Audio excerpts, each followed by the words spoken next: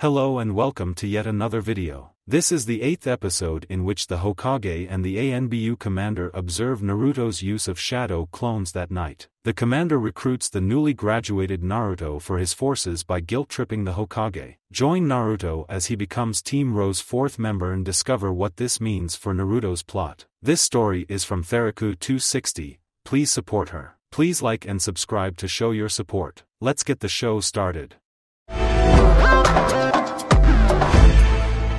Like all ANBU agents that passed their training montage, Naruto could force himself to move with grave injuries and act completely normal.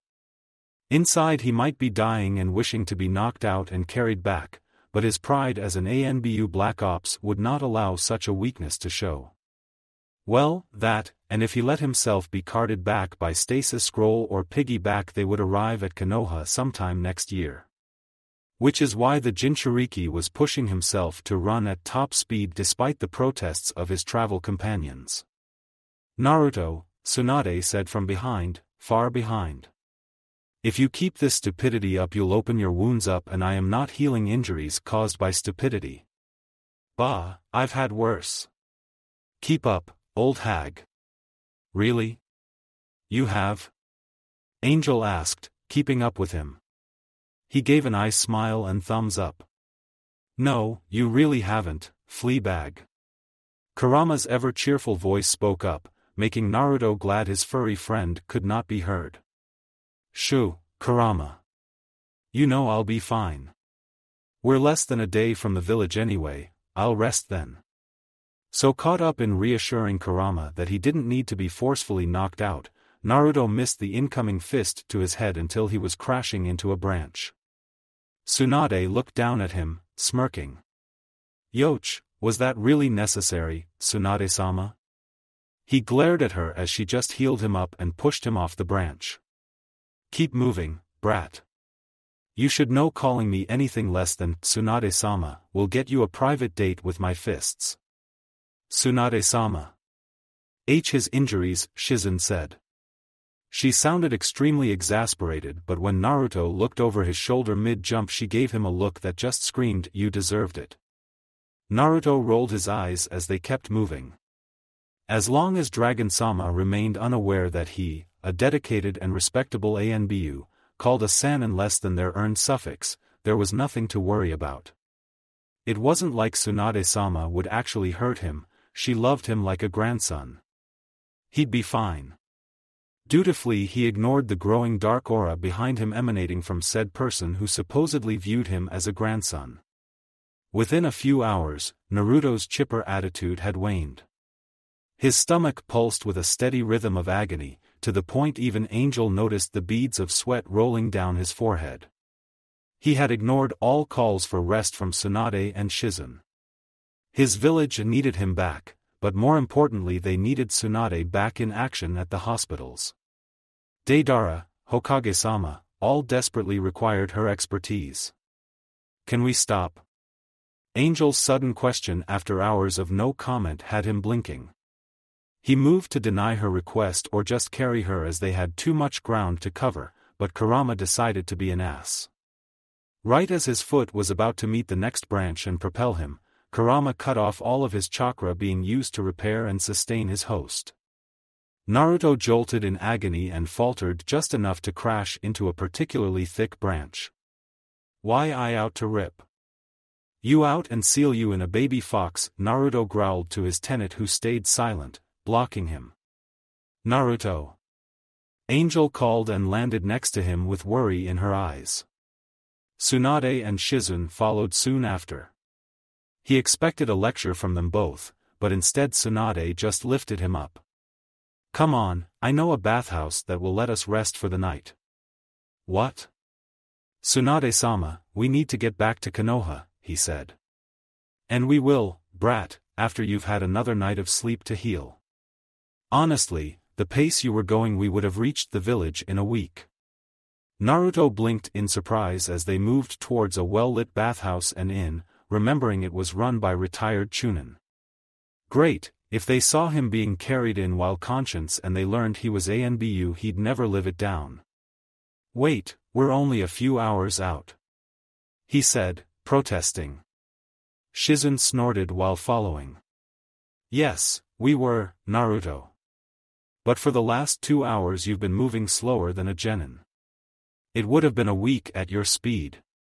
I'm surprised you didn't collapse earlier. You are insane. Oh. Was all he could say. The pain had stopped, Kurama able to focus more chakra into his wound now that he was not pushing himself. Maybe a good night's rest before sprinting the last bit would be worth it. I want to be back home just as much as you do, Naruto, Tsunade whispered. He tried to speak against that considering her reluctance since he'd met her despite her saying before she was ready to go back, but she shushed him. Really? You've sparked my village pride again. But your health is just as important. Naruto looked down, letting his mouth turn down behind his mask. It was his lack of strength that got him so injured. Logically he knew that he was strong, being a Jinchuriki tended to make one so. But emotionally he knew he had to be stronger for the village. He had almost failed his mission and lost his life. It wouldn't do to die young when his beloved Konoha would need him for war. Just rest. We'll sleep here and be on the road by dawn. Lulled by her words, he took the advice and drifted off. It might go against training, but what Dragon-sama didn't know wouldn't hurt him. And by him, Naruto meant himself. Next morning. It was well past dawn when Naruto awoke, and the room they more than likely rented was empty. He cursed at Kurama while checking his weapons. Why didn't you wake me, furball? What if they skipped town? Naruto was livid at the thought of his target, Konoha's hope, managing to slip through his fingers, and probably carting Angel around too considering she was nowhere in sight. Calm down. I'm not your personal rooster, so drop the tone or I'll find a way to send an uncomfortable amount of chakra to your tiny manhood next time you see that female flesh bag. Kurama was not happy. Besides, the old hag is with your useless cat close by. You can sense them if you just calm down. Sure enough, Naruto could feel their chakras like the Anbu. He was, now that his body wasn't in agony. In fact, now that he could stretch, he found himself being back to normal save a small jab of pain in the center of his stomach. Clearly, no matter how much he did not want to admit it, Naruto had needed that rest. Now, time to find Tsunade-sama and finish the mission. Less than a minute later and Naruto almost wished he had not tried to locate the notorious gambler. No matter how old he lived to be, Naruto would never be able to get the image of the revered Sannin drunkenly offering to pay her debts, in more than one way, to an equally drunk civilian merchant that Konoha had an alliance with out of his head. Shizune and Taunton stood in the corner wishing for death, while Angel enjoyed the show. Now, Naruto doubted the other way was anything less than an attempt to make the man back down so she could subsequently sneak off and leave the man with an empty IOU, but it still was not pleasant. Worse was this merchant was known to be able to talk to other merchants in more than just his textile field. If he got pissed off at Tsunade and then found out she was in Konoha, not only would he demand payment from the village, but it would lead to him badmouthing it to others. That could lead to the village losing merchants, being forced to assassinate him, spread rumors to discredit the merchant, or more than likely all three. No matter the outcome, it would not be good at the current time. So, Naruto would have to correct this mess. Again. He stalked over to Shizune, startling her when he whispered, "How much does she owe?" What? Oh, Naruto-kun. She looked nervous. How much does she owe? Once more, he asked. 3 million, Angel said instead. So, more than the village would want to pay even if it was very doable. He could just win it back from the merchant, but that could make the man angrier. Oh, Tsunade-sama. Shizune fretted. She squeezed Tun so tight the pig choked, causing Shizune to apologize and turn her attention to the creature. When she looked back up, Naruto had vanished. Strange, she murmured, before mentally preparing herself to run to Konoha with a drunk Tsunade-sama. Naruto sighed in exasperation minutes later as he and 5 clones set off to the small town to the west of the inn. The town, called Koi, was known for the smaller gambling houses and shady Yakuza gang that Konoha let run amok as it kept a rival faction from rising up, and they paid a tax to the village under the table. Well, sadly for whatever poorer team would be sent to stop the inevitable turf war, Naruto had to decimate them for their cash. Financially, of course, but a Yakuza without money was soon to fall. Sneaking into the various storage buildings was the easy part. Within minutes the mental map Tenzo had him memorize of the town the last time they were in the area ensured that he and the 5 clones were in position. Taking the guards out was even easier, and Naruto doubted they would be missed. The difficult part was making sure the deaths looked not like a shinobi did it, but an untrained thug or hitman. That was what usually gave Konoha and other villages away when their very expertise was what screwed the mission over. Thankfully Naruto had learned from the best in killing like thug, and it wasn't from Kakashi-senpai or his teammates. Flashback, several months before. Yash, my youthful student. Good morning, it is time for another youthful day, Guy said. It was too early for Naruto to deal with his crap, especially after the screw-up he caused last night with Yugao-senpai. Instead of his usual respectful greeting, Naruto grunted. Guy looked at his neighbor in surprise, not used to Naruto being more than passively rude. The boy was cocky at times, and liked to roll his eyes at Guy, but never did his refuse to greet his favorite neighbor. When an attempt at throwing a punch to get the boy into fighting mode failed, the green-obsessed Jonin decided to try another tactic. Yash, what is dampening your flames of youth this morning, young Naruto? Guy asked, plopping down in front of Naruto. His words were the same as always, but more serious in tone. Naruto raised an eyebrow in surprise at his teacher being interested in anything besides being youthful. Figuring the man would get the gossip at the Jonin bar later anyway, he decided to spill. Maybe it would help more than Kurama did with his laughing. I messed up last night. Badly, Naruto admitted, looking away in shame. You are still here, and not off to the dusk of youth or discharged, right? Guy asked. Naruto snorted.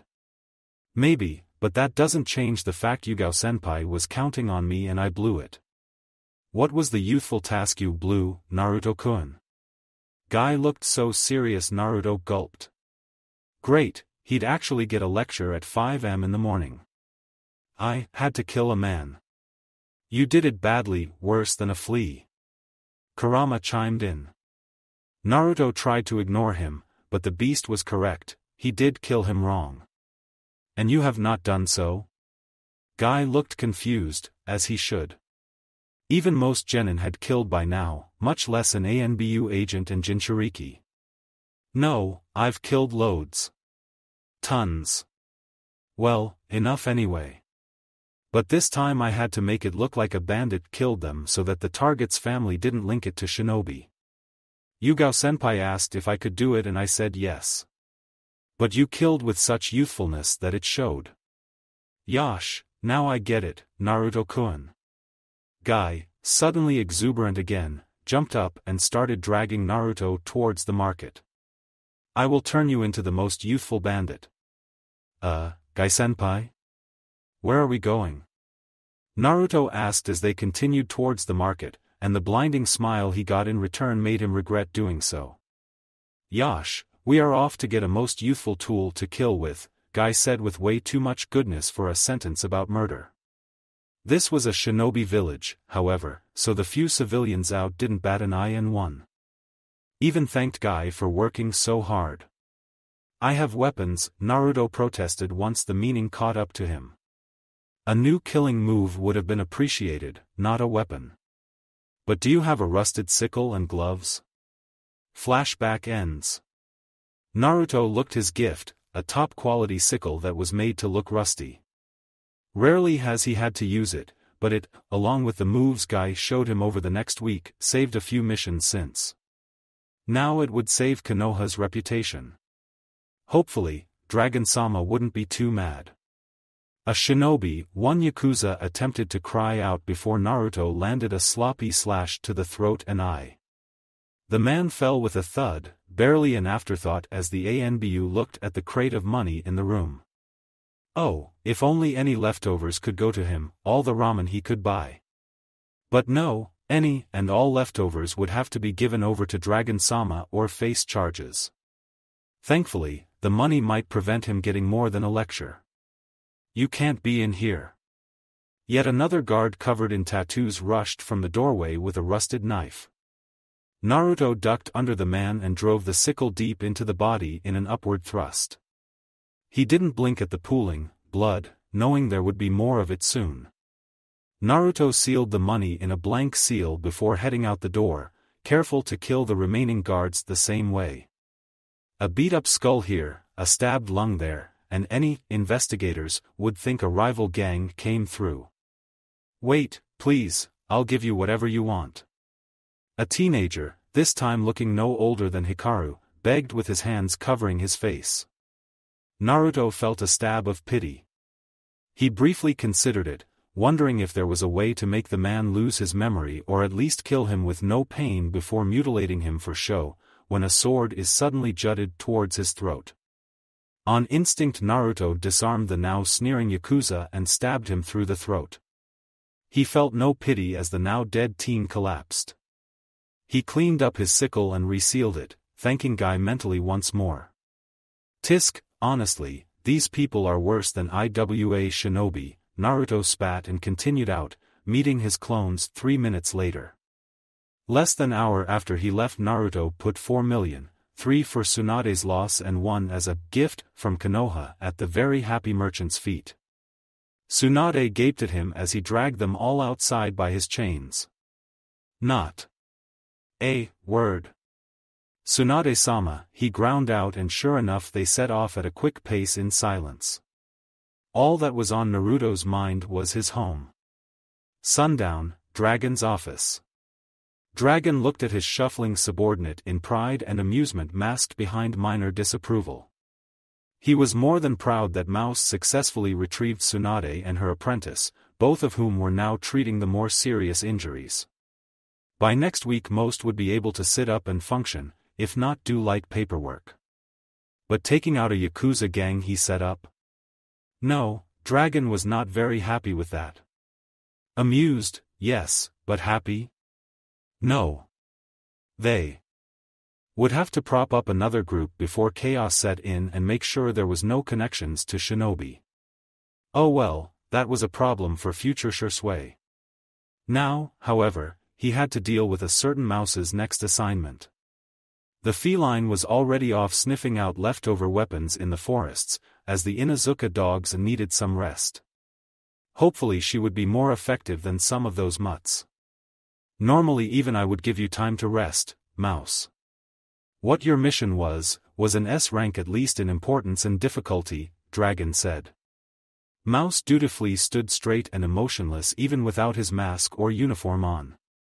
But Konoha cannot afford for any shinobi off. Yes, Dragon-sama. Good, he was willing to go to another S rank if that is what Dragon chose to do. But there was a much more important task that needed to be done. Until your squad is back to full strength I will require your unique way with the shadow clone. Mouse blinked at him and Shisui took a bit of Uchiha-like pleasure in the task he was about to assign, even if it was out of necessity more than payback for the Yakuza incident. You will be our manpower on rebuilding. The surprised squawk made Shisui's evening. Terrorizing his minions always made the days brighter, especially after the day they just had. A crow, not one of his summons, but still very familiar, looked at him from the window as he dismissed Mouse to get a good night's sleep. Damn you, Itachi, was it really necessary? He said at the crow, who just blinked. Looking at the wrapped sword behind his desk made him want to be a kid again, running off to the training grounds to blow off his anger. Finally, the hospital, with Naruto. Naruto blinked in surprise at Deidara, Yugao, and a newly bandaged Hikaru sleeping side by side in their beds an hour later. Tsunade-sama was set to look at them in the morning, but Naruto had wanted to visit regardless. Seeing his senpai, who should have still been on a mission, instead looking like death, was unnerving. "Senpai. What happened to you?" Naruto asked the comatose man, aware that none of his squad could answer him. It was hell. A female voice he recognized spoke from the doorway. Naruto had sensed her coming but didn't bother to acknowledge until now. "Hana." Naruto greeted. "Am I cleared to know what happened?" No. Just as he thought. A part of him wanted to push her, or try and weasel the information out, but honestly it did not matter when his team was so injured. All that mattered was he was staying with them before his shift at the rebuilding station tomorrow. So, Naruto sat down on the visitor's chair with a sealing scroll, deciding that making bigger explosions was just what he needed. Gaara looked back at the cell, the place he had begun to think of as his. In there, no one had caused him actual harm, he was fed quality food, and every ANBU used his name. They didn't fear him. Then again, why fear the one when they had the 9? Gaara almost turned back, almost woke the now unconscious, not dead. He didn't want that ANBU that were clearly overworked and at him saying he wanted a shower, let their guards down. It took a while, but his chakra had broken the seal, or rather he learned to use his powers without it. He shook his head. No, he had to do this. Naruto Uzumaki beat him, because he had people to fight for. Gaara never had that. But he would. He would find these people, no matter how long it took. "May we meet again, Naruto," Gaara said, before letting his sand whisk him away. On to the new chapter material. With Naruto, next morning. Naruto arrived at the academy along with the sun, alone. Angel had been too ashamed to come with, and he respected the decision, no matter his personal feelings on the matter. Instead, she was going to help the Inuzuka hounds patrol the forests behind the Hokage monument. A shinobi overseer, Chunin by the looks of the eye bags and slouch, was handing out assignments for the day to a gaggle of shinobi and civilians. Naruto waited patiently for the man to give him his orders. Thankfully he had been prepped by Dragon-sama with the knowledge that Naruto would be a grunt worker that would supply thousands of clones if need be. The Chunin glanced up, saw Naruto in his Chunin garb, and nodded, signing that he would be with him soon. "Boss!" Four voices shouted in unison, and Naruto let out an amused chuckle as his supposed minions ran towards him. The academy was basically rebuilt by this point, only a few scorch marks littering the roof from stray jutsu remained. The rest of the village and walls, if Naruto remembered correctly, were an entirely different story. Collapsed or almost collapsing buildings were not uncommon, and many more roofs were in need of repair. As such, even the students were helping, Dragon-sama declaring it a way to build strength and knowledge in civilian skills when a few parents complained that they sent their child to the academy to learn, not be free labor. Of course, if the grumblings Naruto had overheard from some older students were correct, they still got packets to fill out from their senseis, specifically over geography and war procedures.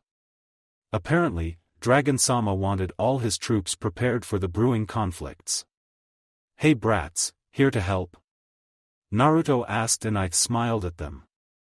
The quartet basked in his awesomeness, as they should, even if Momo looked a tad somber.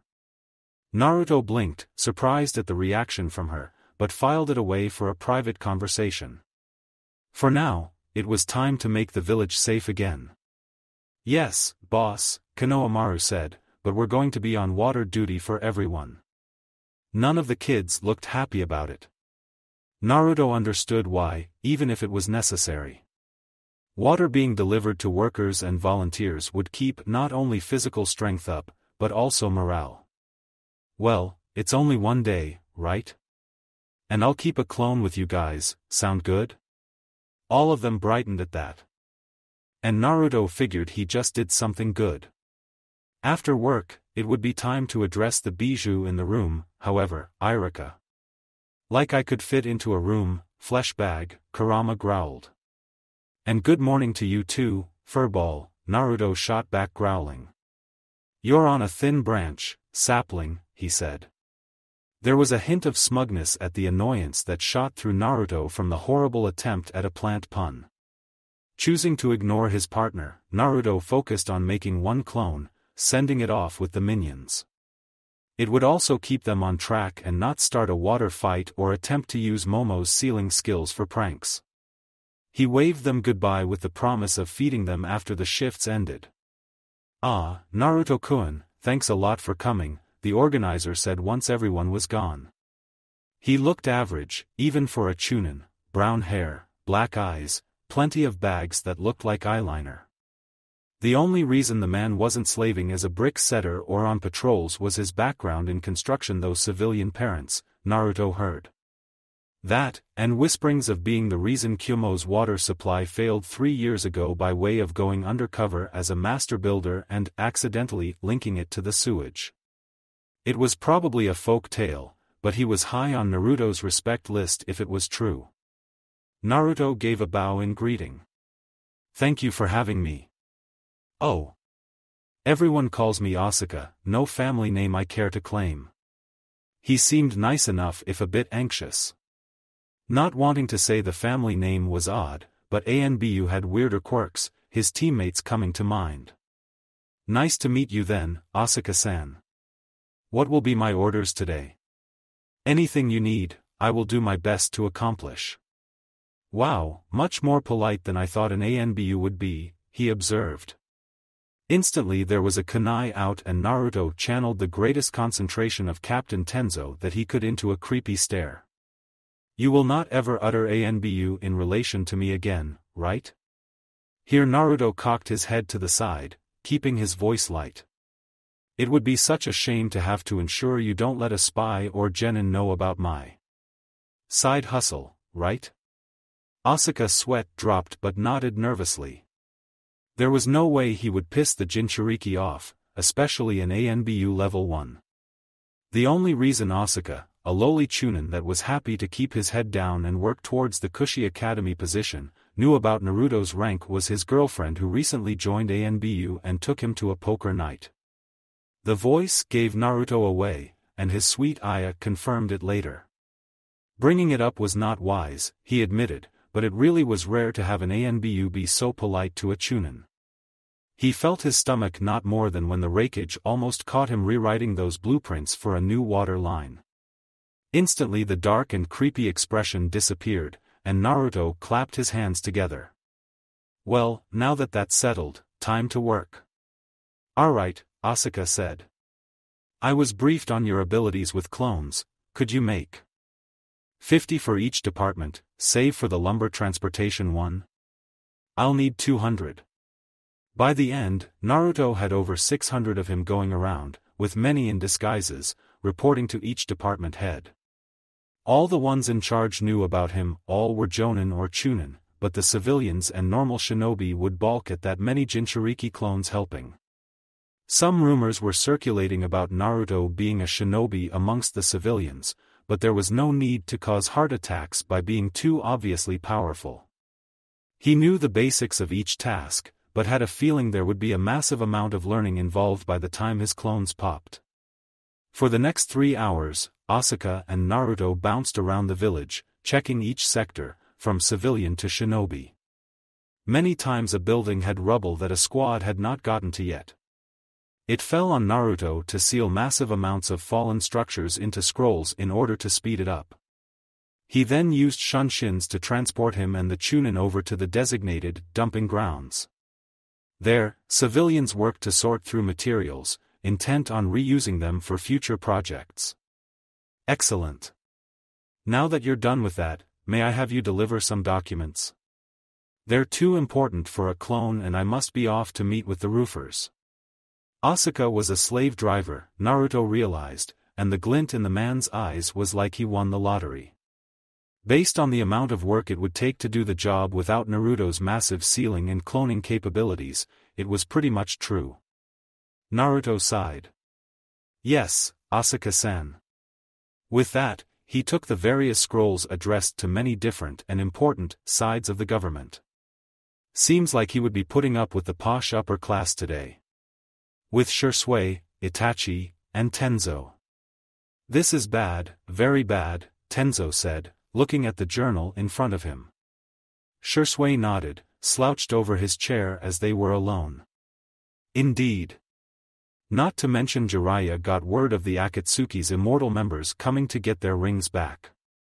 Here he glared at Itachi, who was leaned on the far wall. He raised an eyebrow. Did you expect me to let the situation go the direction it was heading, Shisui? No, but more discretion would have been nice. When Haiden and Kakuzu arrive, I will dispose of them. Shisui sighed. His cousin was a genius and could give him a huge fight if push came to shove, but he was an idiot in many other ways. Thinking through the consequences of his in-the-moment decisions was one of them. No matter how bad it was to have him in the village, cover blown, though currently the Akatsuki believe him to be dead, Shisui was still happy to have him home. It was months earlier than planned, but it was not something he regretted. We have Mouse to think about, as well. This mission is not one I would prefer to send him on without his full team. The village needs its Jinchuriki. Itachi grunted. Tenzo looked contemplative. Why couldn't Hiruzen be back and making these tough decisions? All the crap happening was not what Shisui imagined himself dealing with. At least, not with his mentor in a coma, fighting for his life. I don't know what to do, Hokage-sama. No solution seems to be the right one, Tenzo admitted. He insisted on using Shisui's future title, much to his chagrin. The mood was too depressing for Shisui, so he gave a devilish grin. Itachi inched away, knowing what that look meant. Tenzo, don't worry. I have a solution. Oh, thank goodness, Hokage-sama. It involves fire, absolutely not. Hours later. The last scroll, addressed to Ibiki Moreno, was a welcome relief to the politicians, budgeters, and even Dragon-sama. The man had taken the unexpected visit as an excuse to test out a new genjutsu.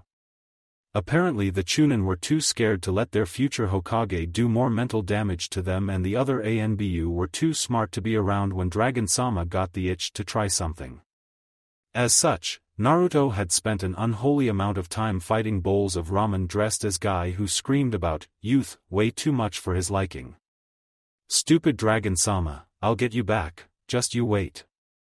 Mwahaha, when you least expected, Naruto Uzumaki will be there, and I will not be merciful, he muttered the entire time it took to get past security.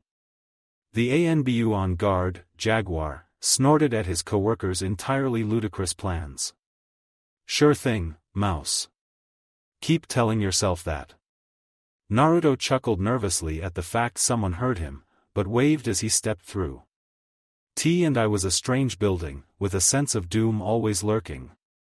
Hallways crossed with pits, and there were way too many cells and interview rooms for Naruto's liking. He never enjoyed being here, but it was a great place to talk Anko into helping him with poisons. Speaking of which, the insanity that was Anko broke down the door of Ibiki's office right as Naruto was coming up to it. His sweat dropped as she screamed in terror, dodging Ibiki's kunai. You'll never catch me alive. She called out, still dodging. She then spotted Naruto, and chose to use him as a decoy. It's up to you, maggot, go forth and protect your sexy senpai. With that, she shined away, and Naruto was left with an irate Ibiki. Not something he ever enjoyed, and Anko would never be getting dango from him again. Choosing to play suck-up in hopes of survival, he gave a deep bow. Ibiki-sama, I have a document delivery for you. Ibiki raised an eyebrow, instantly calm and calculating. I can see that. He accepted the scroll, reading through it quickly before burning it to ash. Walking into his office, he motioned for Naruto to follow, something the ANBU did with a gulp. Praying that Dragon-sama had not made him late to deliver an important document, he stood at attention in a very much destroyed room. Ibiki sat at his desk and proceeded to fill out a scroll. Minutes passed in awkward silence, and the known sadist seemed to enjoy letting Naruto sweat. Finally, he was done and had it wrapped in sealing tags even Naruto would have trouble breaking. This is to be taken to ANBU Captain Panther immediately. Naruto nodded, praying his now cold sweat wasn't noticeable. By the smirk sent his way, it was. Yes, Ibiki-sama. He waited to be dismissed, something Ibiki approved of. She will be with Hawk's squad on the north wall, fixing the tunnel between it and here. Dismissed. Naruto left without another word and was off to meet one of the least likable ANBU captains. Now, Captain Panther was wonderful in many aspects. Mainly, torturing and cackling. She ran the T&I security squads, and while she was civilian-raised, had been known to beat the chakra out of many clan-born shinobi. She also had the unhealthy habit of pissing off Dragon-sama and running away in hopes of escaping. It never worked, but at times she had managed to pin the blame on Hikaru, who then blamed Naruto. The result would be private training with the sadistic commander. Naruto had never been assigned to her for any mission, and he hoped to keep it that way. He arrived at the wall to see Hawk's squad using earth jutsu to dig the secretive tunnels. Non-ANBU were not allowed to help, for obvious reasons. Panther was busy arguing with Hawk, her blue mask looking frightening with a snarl on it. Hawk looked just as intimidating, and Naruto knew blows would come if they weren't distracted. Captain Panther, Captain Hawk, he greeted, dropping into a crouch. From Ibiki-sama. He held out the scroll. Panther swiped it and turned away. Like Yugao-senpai, her hair was long and thick, but tied into a braid due to the heat. With her turn, it swung and smacked Hawk in the face. Naruto got the impression he was not amused. "Mouse, how are you?" he asked instead of bothering with Panther. Naruto gave an eye smile. "I am well.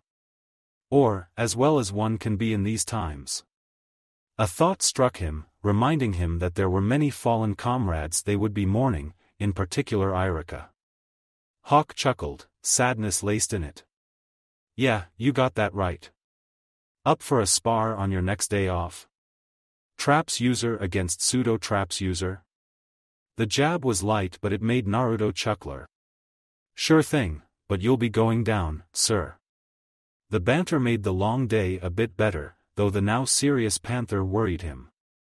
Naruto stood up, waiting to be dismissed, or sent on another errand, even as waves of clones began popping with the end of the workday, only to feel a weight on his back. "Gaki, let's go get some dango and avoid Ibiki before my mission, any?" "Anko." He attempted to free himself, but it was no use. "Get off me, I'm not buying you dango. You left me for dead, what if Ibiki-sama decided to make me his personal torture dummy?" Anko cackled. "Oh, that would be hilarious. Don't worry, I knew Ibiki would need you to play delivery ninja, you were fine." "I sense the crazy one is lying," Kurama said. Naruto sentimental. Agreement, especially when her laughter turned nervous at his glare.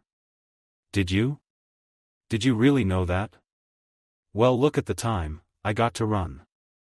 Places to go, people to torture. See you, Gaki." Anko was gone before he processed her words. "Doubtful, Mouse."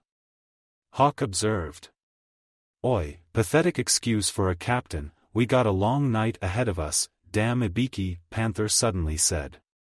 Naruto backed away slowly as Hawk looked ready to commit treason. "At least my squad can pass the psyche vals, Panther. Can yours do that?" "No, thought not. And this is why you're only a captain." "What the hell is that supposed to mean, you ingrate? We're the same ranking." Kunai were about to fly, and Naruto decided it was time to leave and enjoy a nice evening with his self-proclaimed minions while denying any knowledge of the homicides about to happen. Just as he prepared a shunshin, Panther pulled an Anko and tackled him to the ground. "Hold on there, Mouse, I need another body and your squad is out of commission." Naruto gulped at the ominous words and silently sent another clone to take Konohamaru and the others out to eat. Looks like I'm doomed, again. Later, much later, in the sewers. It was almost dawn by the time he, Hawk's squad, and Panther finished up with the job outlined in the scroll. As it turned out, the sewer had been breached by an Oto scouting party the night before. They had perished to the traps, but now the passage they used through one of the only exterior pipes had to be reworked, and the ANBU spent hours following the plans the builders had recommended to keep the sewage working, but more secure. Ibiki had signed off on those plans and decided that instead of putting a few Chunin squads on it, he would make the other bane of his existence do it, that being Panther. Naruto really hated when he got caught up into disputes of other departments. With his clones, Naruto took the time to add in more seals, Hawk putting more traps as well. He learned a new knot out of it, one specifically for wire that was sure to be fun to use on his next mission that involved decapitation.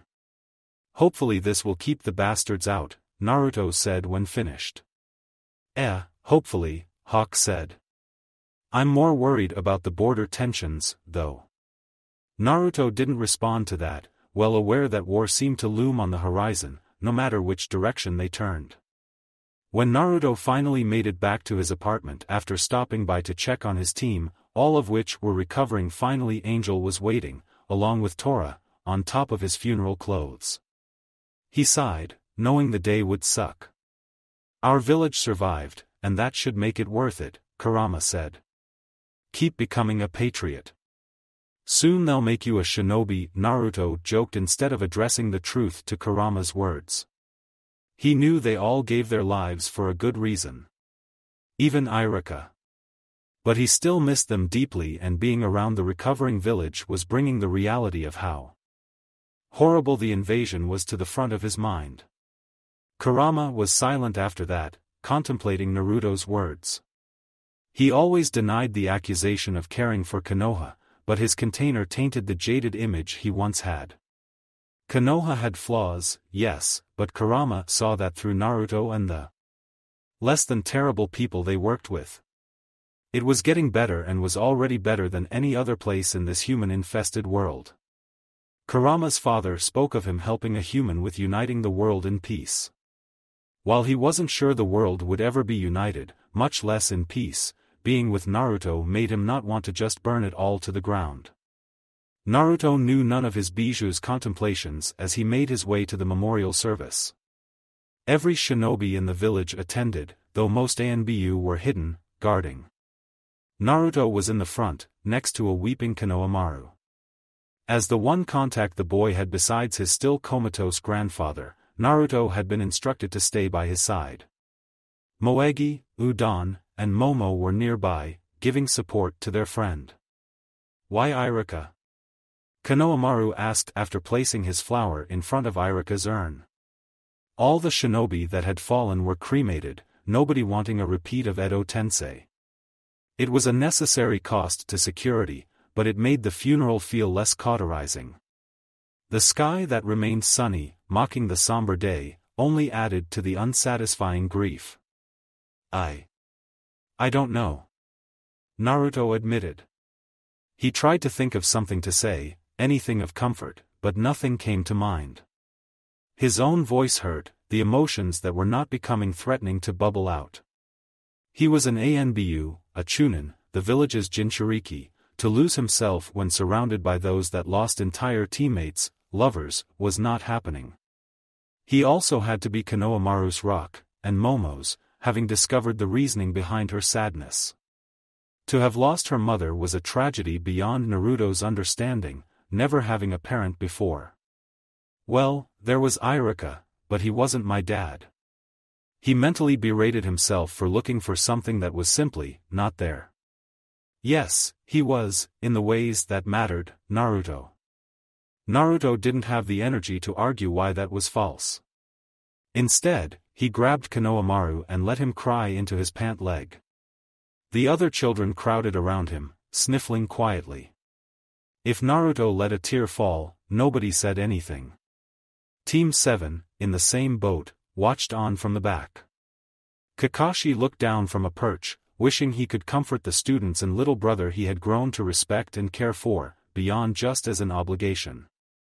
But Kakashi's grief was flaring up, images of the last time such a large funeral was held, and instead his mind started forming into a plan to not be in the village for the next 6 months or so. Surely Shisui would see Kakashi's need, let him go off and slaughter Konoha's enemies, instead of facing the emotions. Shisui stood in front of his shinobi. Many knew he would be Hokage by this point or suspected.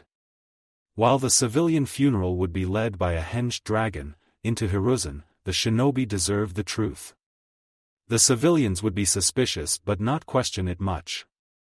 The shinobi were either okay with the current leadership and plan or hiding it too well for even him.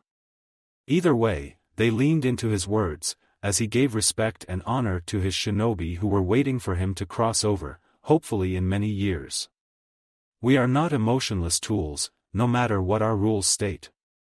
Shinobi and Kunoichi laid down their lives to protect our great village, to keep us free from the betrayers. He paused, let the message that emotions were allowed to sink in. Several wiped a tear away, or bit lips. Good, they were getting it. After the funeral, memorial stone. He knelt in prayer for Irika, spotting his name amongst the new additions. The memory of when he found his mother's name on it all those months ago made tears come to his eyes, wishing to go back to then. Or at least go back to the invasion, save Irika. I'm sorry, Irika, Angel whispered from his head. She was getting heavy, but maybe that was just the weight of her grief. No, Angel, you have nothing to be sorry for. It's hard, isn't it? A familiar voice spoke from behind. Naruto gasped and turned, seeing Yakumo in funeral robes, paler than ever. Ferret rested in a tree nearby, no doubt offering his own prayer. Yeah, it is, he said. What? What are you doing here, Yakumo-chan? He winced at how rude that sounded, feeling his face heat up. I mean, not that you aren't allowed here. I was just not aware you would be and. Yakumo snorted. I'm here to pay respects to my medic ninjas. They protected me, against the invaders. Oh. I'm sorry, Naruto said, sincerely. He couldn't remember their names, but they were always courteous to him and cared for Yakumo. Tears were in her eyes, but she wiped them away. It's fine. Awkwardly they knelt together, continuing their prayers. Would you like some ramen? He asked, finally. It was the only thing that would make him feel like Irika wasn't just gone. Yakumo looked apologetic. I would love to, but Ferret's taking me to a new location until Jiraiya-sama returns for. You know. She gestures towards her seal. And that Anbu Hokage guy was telling Ferret to fetch you earlier. Naruto blinked, piecing together that she meant Dragon-sama, and shot a glance towards Ferret. The man nodded and walked over, grabbing Yakumo. Well, bye. Maybe I can bring some later? She smiled. Yeah. Maybe. But only because you're paying for it. He laughed a bit, a wet one that still had unshed tears in it. With a wave and final goodbye, he left to see his commander. Hokage's office. Naruto landed in a crouch, not acknowledging his captain or Kakashi-senpai who landed next to him moments later. Dragon looked even more serious than normal, and if Naruto wasn't sure that it was impossible, he'd swear flashes of red were coming from where his eyes were. Mouse. Tiger. Kakashi, Dragon-sama, they said together. Kakashi sounded less than thrilled about it, however. I have a mission for you, though Tiger knows it well. Naruto resisted the urge to ask the question about waiting for his teammates, or the construction work he was supposed to help with. Despite the amazing number of things completed the day before, there were still more things to do. But when Dragon had a new mission, Naruto took it, without hesitation. It's an S-class again, and you must not get caught. Well, that was obvious, but there had to be more. The mission is simple: capture a rogue shinobi who stole not only a certain object from us but is attempting to destroy any semblance of power balance. Huh. Complicated. Just like every other assignment since he joined ANBU. Understood, sir. No, I do not think you do, Mouse. If the fool succeeds, Suna will no doubt leap for the opportunity to replace the power lost from losing Gaara. Here Dragon paused to meet his gaze. I am doing something I will admit is foolish, but necessary. I am sending you to Suna. Naruto gaped. He could feel Kurama joining in on it, just as shocked. I cannot tell you much more, but a certain person will be there to help. Finally, with Dragon. Shisui watched his subordinates leave in dread. If he had his way there would be a different squad sent, and Naruto would be confined to the village. But the matter was urgent and having him inside when the coming storm hit would be madness. The journal on his desk, passed down from Hokage to Hokage, was open to the page he wished he hadn't read. Damn you, Minato. He cursed. He paused for a moment and added, and damn you Itachi. A crow screeched, and he flipped it off. Don't try that with me, you bird-brained cousin, you're causing me so much paperwork. A knock on his door let Shisui know it was time to tackle said paperwork. He grunted, and his Chunin slave shuffled in. There is no way I'm being Hokage for very long. The benefits aren't worth it. Omake, with Gaara. Gaara had been floating on his sand for days, landing at a beach finally when hunger made moving impossible. He laid in the sun, wishing for food. This is how I die, he said to the sky, monotone. It was pathetic, really, that he did not find his people yet. Hee, mister, you're funny, a small child giggled from nearby. He looked over in disinterest. If this was before, Gaara would have used sand coffin on the creature. Especially one so annoying looking, wearing a bathing suit and sounding like they had a happy childhood. Instead, he stared. The child, a boy by the looks of it, stared back. They continued staring, and Gaara would not lose. Want a sandwich? The child finally asked.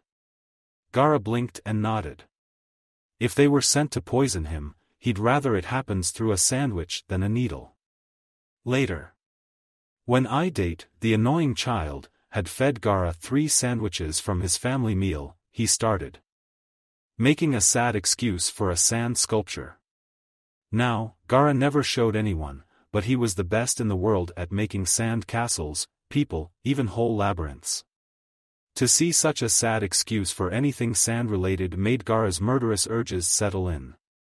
But killing an innocent would more than likely be counterproductive to his plans of finding people and becoming good, so instead he settled on commanding his sand to make a 5-story traditional castle, intent on crushing the dreams of the worm before him. A smirk threatened to form on his face at the tears that gathered in Idate's eyes. It was almost as satisfying as using sand coffin. Idate started. Yes, fall into despair at my glory. Feel how inadequate you are compared to Gaara of the desert. It's totally awesome. Well. That was not the reaction he was hoping for. Then the urchin had the nerve to run inside his creation and compliment Gaara's work. Gaara stood outside the castle, not knowing if he should just collapse it and make Idate's blood feed Shikaku. Hey! He glanced up to see Idate waving in a 2nd-story window. Come on, Gaara, let's play. So, Gaara played the rest of the afternoon. But not because he enjoyed it, but because he was hoping for another sandwich. Nothing more.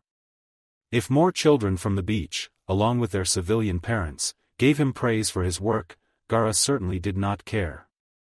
And for certain he did not almost smile or agree to eat with Idate's family that night in their hotel. That would be too human for a monster like Gaara. Hokage's office. Naruto quirked an eyebrow at his boss's frankly terrifying orders.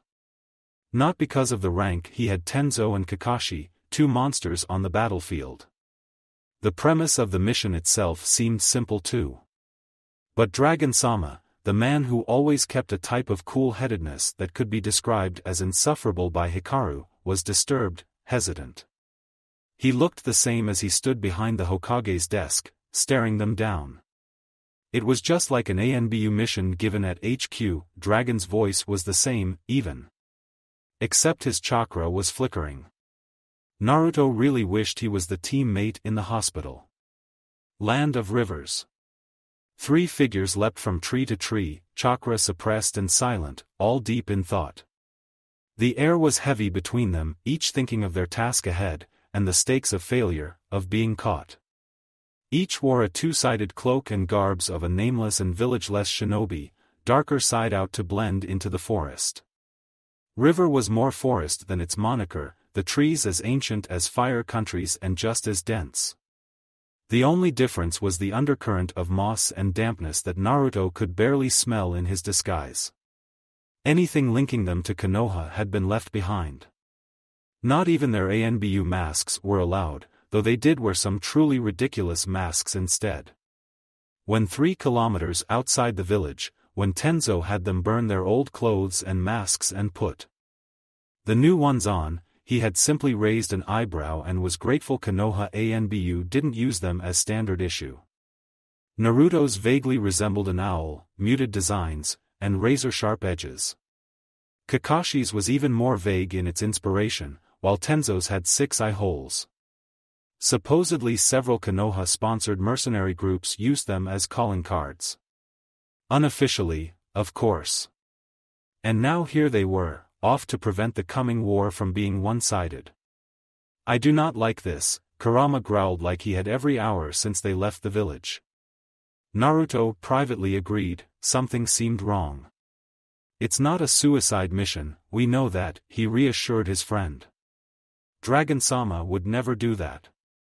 At least not without telling them first. And this mission did not have the flavor of that kind of mission goal. Obviously, flesh bag, but we know nothing of the true intention of what that blasted commander is. You said this was the first time you've sensed dread at sending me on a mission, right? And that hesitance. 3, his captain prompted aloud, and Naruto cut the connection off, having realized they were less than an hour from the border. 20 more clones joined the massive amounts of already produced ones and sped off in different directions, leaving alternate scent trails for any trackers.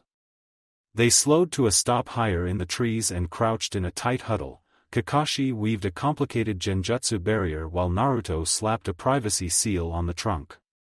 Thanks, 2, 3, Tenzo said when the all-clear was given. They would normally be using ANBU sign language, heck, even regular Shinobi 1, but their deep cover meant they couldn't risk the youngest slipping into the Land of Fire's dialect. Paranoid, but Team Ro always was. So, what was so dangerous you couldn't tell us in the office? Kakashi asked in a low whisper. His mask held mesh eye covers to make it impossible to spot the Sharingan, but Naruto knew him, he was staring Tenzo down. Mukade and Suna have already found the ley line ruins, Tenzo replied, equally low. But we're not to stop them from accessing it. We're going to follow them to our 4th team member into the ley line chamber. Then and only then should we destroy it. Kakashi blinked, his vague memories of what had once been a vast city and a mission his mind blocked out pushing at him. His reservations about the mission they were currently on stemmed from his last mission to Lauren. Konoha had been background supporters of the survivors of the war that happened around the time he was there, though the reasons were not clear to him. He had never questioned it before Tenzo told him about their full orders. Kakashi stared Tenzo down, knowing there was more the younger man wasn't telling him. Naruto narrowed his eyes at the pregnant pause. He sensed a conversation was something deeper than even he privy to was happening. Who is the 4th member, Captain? Classified, was Tenzo's immediate response. Then he hesitated and continued, but even I do not know. Naruto nodded, probably another ANBU then. What else? Tenzo took a deep breath. We are also under orders to not tell even our 4th team member our identities if possible. Doing so could lead to failure. Except you, 3. Odd wording. None of them had been planning on telling anyone their identity anyway per the original briefing, so why would his leader emphasize the failure aspect? And why give him the exception? Clarification, he asked. None to give, Tenzo replied, though sheepish. Odd. That's all we got on it. Naruto nodded, but Kakashi stayed pensive. This was truly an odd mission indeed. Remember as well, no summons, 3. Even if you're dying. Even if I'm dying. No. Matter. What? As they continued the briefing, Naruto smushed his suspicions down and figured it would make sense by the end of the mission. A week later, Lauren Ruins. The border crossing had been a tense affair as they had to coordinate with a patrol squad, but they did it. Next was an exhausting trek through the desert. Their reversible cloaks, turned to the white heat reflective side, was no match for Suna's oppressive heat. Naruto had contemplated ripping his long-sleeved outfit many times, only the threat of failing the mystery mission enough to stop him. Sand running had been one of the numerous skills that Anbu had pounded into his skull, but Naruto had been out of practice. By the time they reached Lauren's decrepit pile of 1,000 towers, he was practically a native. The city ruins were haunting, and each male already had their chakra blades drawn and powered. However, the place was devoid of life, even to Naruto's senses. Their team had entered through the north side, as Suna, and the ley line chamber would be on the south. How the Hokage knew that was above Naruto's pay grade. What wasn't above his pay grade was the sand that got everywhere as they followed clone scouts. I better not ever get another desert mission, he internally grumbled and shook more sand out of places sand should never be. Of course, that meant they'd be at war with Suna the next week and he'd be on the front lines for years, with his luck. Our contact should be in the east sector, if they weren't killed, Tenzo murmured, and they leapt around the edge of the rubble. Their contact being killed would be not optimal. It took another hour before an encampment of drifters, hidden behind boulders that blocked chakra and traps, became visible. Tenzo went through the required path and released several specific bursts of chakra. It was just enough for their contact to not go on the defensive, but not obvious enough for a further away foe. Like the Suna party, no doubt directly south. The encampment was horrendous, Naruto observed, hungry people hovering above starving only because Konoha had a common enemy with them in the Suna shinobi village, shuffled between tattered tents. Children played silently and most of the games were geared toward survival. The Jinchuriki counted less than 50, and this was rumored to be the last left. What over a decade of being hunted down then cut off from supplies could do to what was once a population of thousands. Konoha had made a deal when there were less than 30, support and report to the village any intel, and Konoha would send periodic supplies and subtly support the planned uprising. Judging from the state of the Lauren people, Konoha had gotten the better end of the deal. Their suffering is like a poison, I can feel their hatred for their once proud shinobi ally. And we're the benefactors of that hatred, Naruto thought grimly. They had arrived at a slightly larger tent where an obvious mother-daughter duo sat. Their hair reminded him of that Tayuya girl, though their faces lacked insanity. "Welcome to Lauren," the older woman said. Her voice had a regal lilt but was grave. She most likely was in her 30s, but the hard life the people led aged her into a grandmother. Her outfit was tattered. With a closer look, Naruto saw the echoes of a once high-quality cloth of light purple, though faded to the desert beige of everyone else. Her daughter, hardly older than Naruto, was showing their hardship as well. Her outfit, a long-sleeved dress, was better off than her mother's, but sun damage and coarse desert sand had taken any signs of youth. Sara and Fua, according to the verbal description in the mission briefing. Like most things, nothing was written out, or rather, very little was. Supposedly it would never be in Konoha's records, even the Anbu ones. "Thank you for having us," Tenzo said and interrupted Naruto's musings. "I am one. This is 2 and 3. We are here for our mutual objective. Or what Konoha told them was the objective, Naruto mentally added. Sarah lifted her eyes, and seemed to pause at Naruto, who had his hood down but hair hinged brown. He regarded her, and eventually she moved her gaze to a heavily hooded Kakashi. The man had done something to keep as much silver hair from breaking out. When no reaction was given, she slid back to Tenzo, satisfied. Of course. FUA will guide you to the ley line's secret entrance.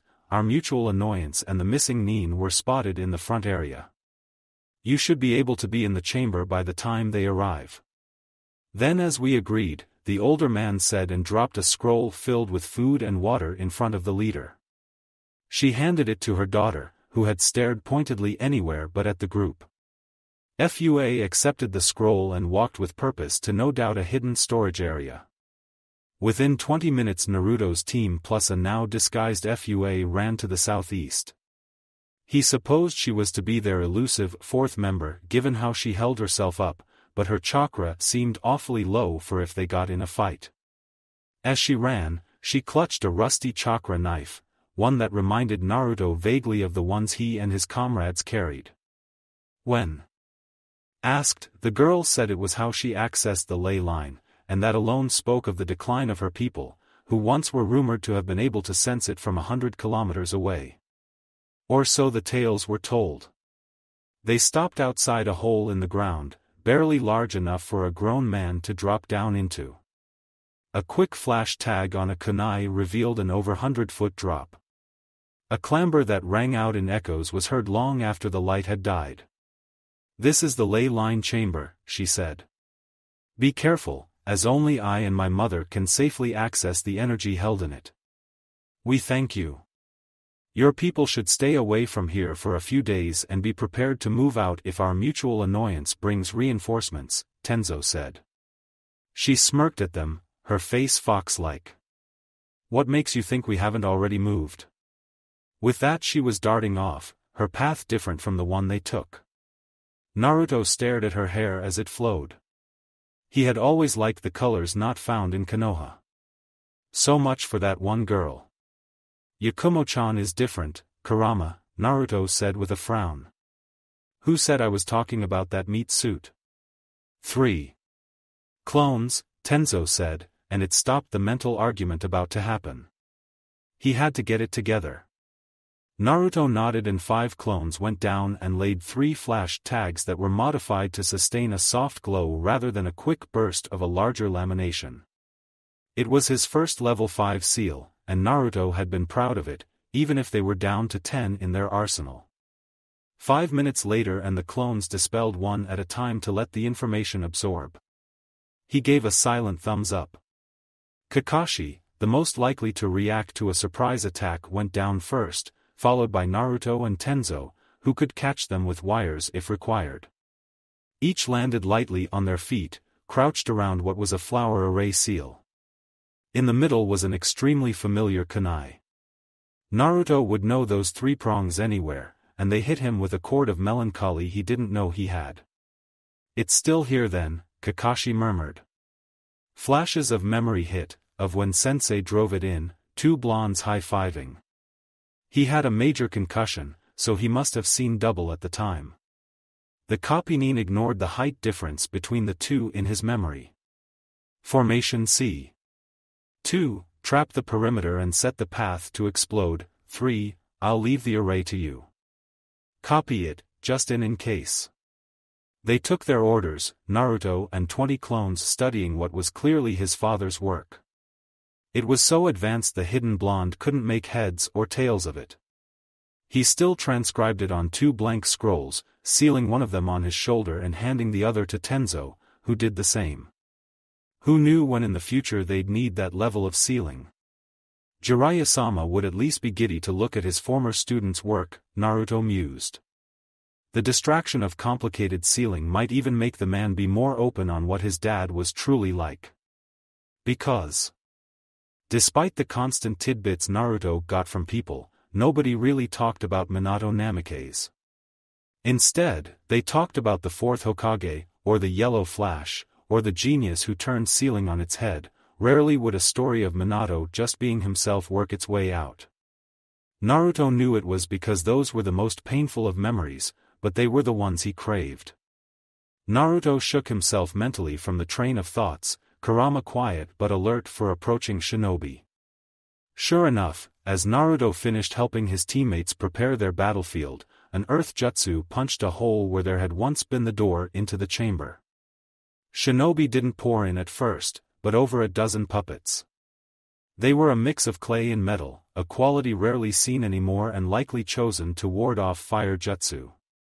Naruto, still crouched and facing the kunai, vaulted backwards and behind the puppets when they reached the halfway point. His chakra blade that Dragon-sama gave him specifically for this mission tore through the chakra strings. The things dropped in heaps, and he threw a sealing scroll at the parts to keep them from being further employed. As he landed, he sprung again to dodge a puppet's knife that was dripped in poison. The knife slammed into the grooves of the earth, and it uselessly tried to unstick itself. He gripped the stone walkway with a chakra-enhanced grip and swung at the torso, the puppet knocked over. While its user attempted to recover the balance, he sliced its strings like the first pair and locked it away in another scroll. 15 more stormed through the makeshift door, though clearly were more battle-oriented. Emerald eyes and bodies with wider torso cavities tried to swarm him like a dome. Naruto suppressed a groan as all of their torsos opened at one to reveal numerous short swords each. The swords were used as projectiles, and he thanked his training as he used a water-style, moving whirlpool to watch his six and deflected most others with his weapon. When the knives stopped coming, he released his jutsu and a standoff took place between him and the inanimate foes. He twitched for another seal, and hell broke loose. As the puppets moved in for a surprise assault, he swiped one of the fallen blades and channeled wind chakra in it, swiping at every thin sliver of thread he could. Naruto took out his last opponent and saw Kakashi, who had begun a struggle with samurai puppets, take a hit from above. Naruto threw his pilfered weapon, cutting the assailant loose while Kakashi shunshined away. Naruto felt his grin turn feral as his senpai took out more and more puppets and enclosed the newly fallen into his storage scroll. A reed-like man, who was definitely Mukade, screeched and then seethed in the entrance, surrounded by dozens more puppets. Slimy black hair appeared to bristle like a cat in fury. He knew, like Naruto, why the dead puppets were being sealed. The victor would steal the secrets of the unique brand of puppetry, making future encounters less advantageous for the loser. Well, if the loser was Mukade. Which it would be by the way the puppets were being sliced to pieces by Kakashi and his chakra Tanto. Tenzo was fighting with who Naruto realized had to be Baki. The fellow wind user had a stiff leg that took way too much chakra to compensate for, but he was alive. His senses said they hadn't brought another, a strange happenstance Naruto was not inclined to question. Baki, though. Thought he was among the dead in the invasion? Obviously not. Want to correct that mistake? Bloodlust was leaking through Kurama's words, and Naruto had to fight down the urge to let it leak into him. After the objective is met. Of which I'm still not sure of. Sure, he could let Mukade get to the seal, no problem. Except the B-rank missing nin from Suna was so weak. At least that was Naruto's opinion as he used a shunshin to be behind the puppet user and used a roundhouse kick. Mukade sailed towards the ceiling platform, his puppets with him. This was hardly shaping up to be an S-rank mission. An injured A-rank Jonin gone rogue for power and a missing nin hardly worth his bingo book entry. Naruto dreaded when the other shoe fell. Of course, it couldn't be that easy to defeat Mukade, as the puppet user righted himself and had the puppets zero in on Naruto. The blonde let several clones run wild and worked swiftly, cutting the strings. He jumped up as 5 new puppets tried to impale him, grabbing spinning with wind chakra that severed their ties. Mukade slid to be near the platform, and the man smirked, thinking he won. You fool! You have led me to my goal. Behold, as I absorbed the seal and harnessed the ley line, the man monologued. Mukade slammed his palms down on the seal array, pumping chakra in around the kunai before ripping it out and tossing it into the abyss. Every instinct was screaming at Naruto to stop the man as he pumped more chakra into the array. But he held his hand from making a great breakthrough that would have blown the man off the platform. A wild, purple-colored chakra filled the chamber. Once the chamber was fully activated, he could move to put a stop to it, but not before then. Orders were orders. Do not go near that chakra, flee, Kurama warned. Naruto agreed, and rooted himself to his spot before he sent clones to help Tenzo and Kakashi. Speaking of which, the copy Nin had been trapped in the magnetic pull of the growing dome as he took down 20 of the clay puppets that had merged. Lighting sparked out and Naruto's clones popped, leaving a phantom memory of Kakashi disappearing into the light. He moved on instinct and ignored Kurama's shouting. He reached out to grab Kakashi. His senpai was not going to die because he hesitated. Tenzo's battle was ignored as Baki was no match for the wood user, who wasn't even using Mokuton for their cover. The Jonin's wind manipulation far surpassed Naruto's, but his captain had taken down many worse opponents than the permanently injured Sunanin. The last thing he saw was the explosion of light from the overcharged seal. Konoha Hospital, ANBU ward. ANBU head medic Deer and Tsunade crowded around the recently comatose elder, neither liking the lack of improvement. In the depths of the hospital, behind security seals that would make Jiraiya blanch and with 2 ANBU squads as guards, they felt most vulnerable. Their leader could not be protected by violence, and healing had not saved him either from suffering. The aged Hokage had awoken easily enough when Tsunade used her technique, but since then had been unable to move. A ventilator was keeping his lungs moving, they had stopped working too often for Deer's comfort. Deer would have nightmares about those attacks, the man who had always been his leader, at death's door. When Tsunade had barged into the room, he had thought all their troubles were going to be gone, instead it made a slow but peaceful death into an agonizing crawl to a painful one. Hokage-sama. The village cannot lose you, Deer said quietly. The dark-haired man had been in ANBU longer than most, though still young in age. He had been appointed to his position because Dragon-sama trusted him. And that trust was misplaced, he realized. For his Kage was still not recovered. If you die, I'm going to punch your ghost, Tsunade said. Sensei, you do not get the easy way out, not before I yell at you for the state of my hospital.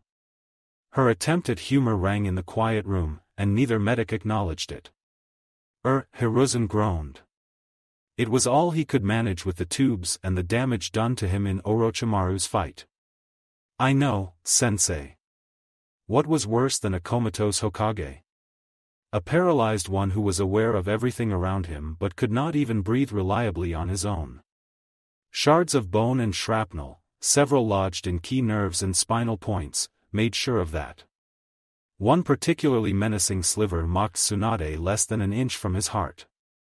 They could remove them all, but the surgery was experimental in where they were to pull from. One slight nick and at best he would never walk or move lower than his neck, at worst he would die.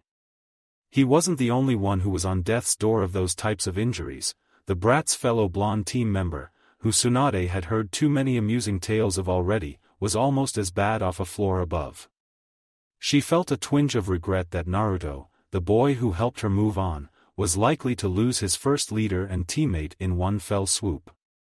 I need a drink, Tsunade said after 10 more minutes of racking her brain on how to pull off the impossible. She made it to the door before she registered her fellow medic was not following. Sure enough, a glance showed him reading through charts they had memorized. She sighed. While she would love to leave him there and grab Shizun to bounce ideas while drunk, the man was at his wit's end. So, she yanked him away after leaving a shadow clone behind. Shizun would check in less than 5 minutes anyway.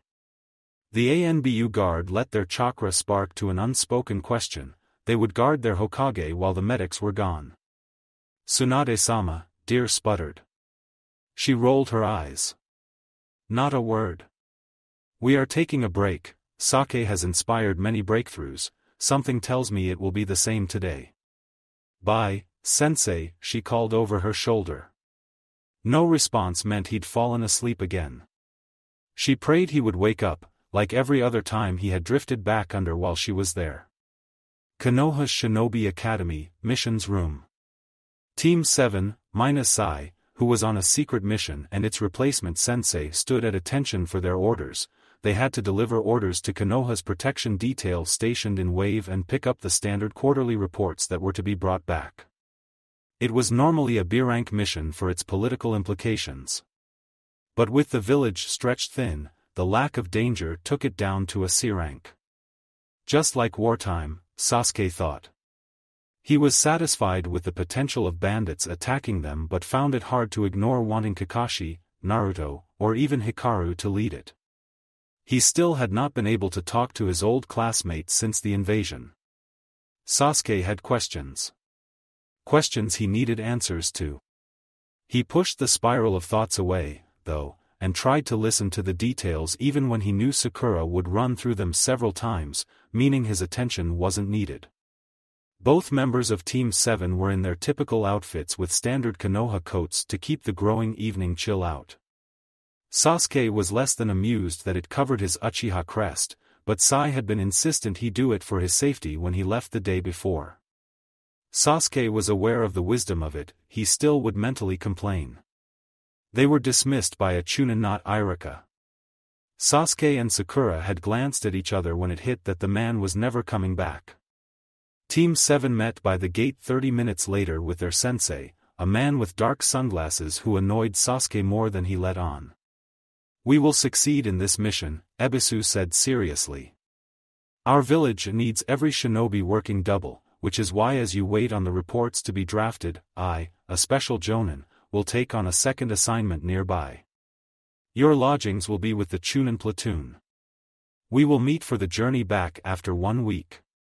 HN. That was interesting. Chunin platoons were typically well-rounded, and they knew a lot of practical jutsu. Sasuke's curiosity was piqued on what that meant for training, but he didn't voice it. He let Sakura do it. What about training, sensei? Will the Chunin have something you want us to learn? Or will you? Ebisu pushed his glasses up and smirked. As an elite trainer, I am confident that I can manage to impart some training without needing a Chunin. I did promise your Kakashi-sensei after all. 2 books were tossed to Sasuke, and 4 to Sakura. His was over genjutsu theory and chakra control, while hers was medical history based. Sasuke fought an eye roll, great, more book work. They had been dumped with books multiple times with hardly any combat training. At least the village construction missions gave a workout. Ebisu noticed their dissatisfaction and frowned. I know this is not ideal, but you are both almost Chunin. I would not be surprised if a promotion happened in the next exams or on the field. Be that as it may, Chunin study their subjects deeper than Genin. Also, combat training on missions is not wise with high tensions, as it can lead to village secrets being spilled, or our enemies attacking while we recover. That makes sense, sensei, Sakura said, her mind running through the logic. But we can't just let our progress snag, Sasuke insisted. He missed Kakashi already. When we come back to the village, I will show you each a new jutsu. Until then, use whatever downtime you must learn the material, there will be a test. Sasuke promised he'd kill Kakashi himself if the man died. They needed their sensei, lazy bastard or not. Back with Naruto, Lauren City. Naruto was on high alert before consciousness fully greeted him and he had to stop himself from vaulting to a high wall when he heard the singing. Instead, he kept an even breathing pattern, and let his slit eyes roam. He was in a cavern with a type of altar on the ground. Jagged slabs of stone pillars rose from the dirt. This had not been in the Lauren ruin debrief, though he supposed whoever had him could have taken him away to an alternate location. A girl sang, and as he carefully turned his masked face he froze. She looked just like Fua and Sara, only better dressed. He discreetly reached out, mentally that is, to Kurama, no response, so he was on his own. His sensing was off too, and he could scarcely tell the singing girl's emotions. Grief. Deep, profound grief at that. Naruto checked that everything could move. When the girl wiped away tears he shunshined several times until he made it to the ceiling. From his vantage point and senses, nothing living was in the vicinity. Good. He wouldn't risk jutsu, though, as whatever he went through in that explosion made everything feel off-kilter. He should sit there and let the world go right, and observe the strange look-alike. However, in his haste he let a shoe hit a pillar hard enough to make noise. She gasped at the sound, then paled when she glanced at where he was just resting. So she knew I was there but didn't restrain me. Without a second thought he pounced and tackled her to the ground, restraining her easily. She tried to scream but his gloved hand clamped down on her jaw. "You will not scream," he hissed and ignored her widening eyes. "You will not cry. You will answer my questions if you want to live. Nod if you understand." She frantically tried to move her head in agreement. "Good. I will loosen my grip. Do not test me." He moved the hand to her throat. The implication was clear. "Where are we?" "Lauren," she whispered. His eyes narrowed behind his mask. Lauren had been a desert wasteland. Here it smelt fresh, like an oasis. However, he filed it away to circle back. "Are there guards around?" She gulped. "Outside this prayer chamber. I don't know how many. Anrokuzan has them follow me everywhere." "Who is this Anrokuzan?" He squeezed tighter, and she looked confused. Our top advisor to Queen Sara." "What is your name?" He really didn't like where he was sensing it was going. She hesitated, then steeled her gaze at him. All fear from before was gone. "Queen Sara. And if you do not let me go, my people will see you hanged." Naruto's heart stuttered. Impossible. Present, with Naruto. "Liar," he hissed. He was either being lied to or in a genjutsu. But everything felt solid, too real. Add that to him messily spiking his off-kilter chakra and he doubted a genjutsu was responsible. "You are a liar, girl." He channeled his captain for the last bit. "There is no Queen Sara, hasn't been well over a decade." Naruto ignored the puzzle piece that fit on what he smelled, felt, and heard. He ignored the steady heartbeat of the girl when she gave her identity. "I'm not lying, you jerk. What year is it?" She looked at him as if he was insane as she said a year so off base it was ludicrous. He squeezed her trachea in warning when her voice echoed. So, either the girl was again a liar, he was in a genjutsu, or he had done the impossible. Naruto filed the inaccurate year away and channeled chakra to his ears, and could hear muffled movement, though it did not get closer. That's when he noticed the distorted seals that adorned the entrance to the strange cavern. "I've never seen barrier seals that complex," he muttered. 5 clones materialized and moved to the markings. To let an unknown sealing matrix go unchecked would have been foolish. It lets certain people in, but everyone can leave, while also dampening but not silencing the outside world. The array, while above his skill, did not show signs of being overlaid, which meant it was unlikely to have a suicide activation under the barrier matrix. Naruto turned back to the girl and let the clones copy the weave of ink. He would study it with Jiraiya-sama if he survived this mission. HRMMTHG, his prisoner tried to scream. His hand was still clamped on her jaw. Naruto's ability, hampered as it was, did not sense dishonesty. In desperation he made the stupid move his captain had told him to use as a last resort. He stabbed a kunai in himself. He aimed for his non-dominant upper arm, where it would heal and not hinder an escape. His surroundings stayed the same. Not even a shift. Damn. Not a genjutsu. The fake Sara stared at him in horror, and he stared back through his mask.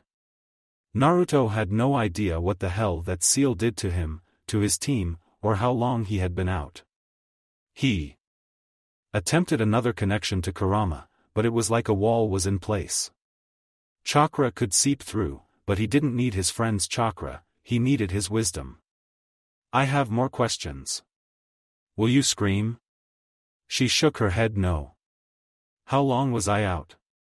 She licked her lips in nervousness. I found you a couple of hours ago, Shinobi-san.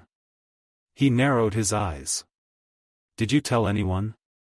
Before you answer, know that I have asked for tips from a very skilled interrogator. He gave me ideas. Ibiki Marino had been ecstatic when Naruto's team had agreed to pull extra shifts to guard TNI before the exams and had graced the blonde with a beginner tips, as he had put it. Naruto vowed to never use said tips unless he was truly desperate, and he was a fair bit from it with the civilian below him. She didn't need to know that, however. No. I didn't, I swear it. Why? Because Anro-Kuzan would have forbidden me from coming here again to sing to Mother's grave, and you looked like maybe one of my subjects or the other shinobi who were here. He sucked in a breath. His team was already here. Tell me everything. Later. Naruto walked with his hand stuck to Sara's back by chakra through the barrier and felt the energy it contained.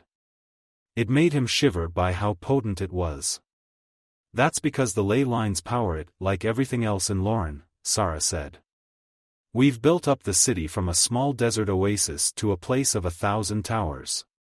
His eyes narrowed at that revelation, his suspicions he dared not ponder looked to be likely. If so, he was playing with a lit explosive tag that was fueled by Bija chakra. In other words, he could afford no mistakes. He said instead. Where were those shinobi, again? They were in the west sector when I was harvesting ley line leakage, Shinobi-san, but remember, Anro-Kuzan will be very worried if I don't go to my daily viewing. I'll get you to Anro-Kuzan, believe it, he drawled absently. She would be a great distraction as he spied and potentially attacked the man whose description was familiar. They turned several corridors, and Naruto could smell the desert sand mixed with chakra-laced plant growth. Clones continuously popped as his scouts cleared the areas ahead. And the guards? He sensed hardly any life, and none were up to protection detail standards, at least not close by. She fidgeted, and Naruto kept his posture neutral, either she didn't have guards, or they were able to mask themselves completely. Both scenarios complicated things for different reasons. They reached an opening, where indeed many towers of impractical height rose from cobbled streets. Many of the buildings were connected by beams, and he narrowed his eyes at that. Suddenly over 100 puppets dropped from openings in the towers, and chaos broke out. The puppets were like mucades, but were sturdier, and moved in with many more blades than the man's had. They also had turbines to fly, shaky as they were in the air.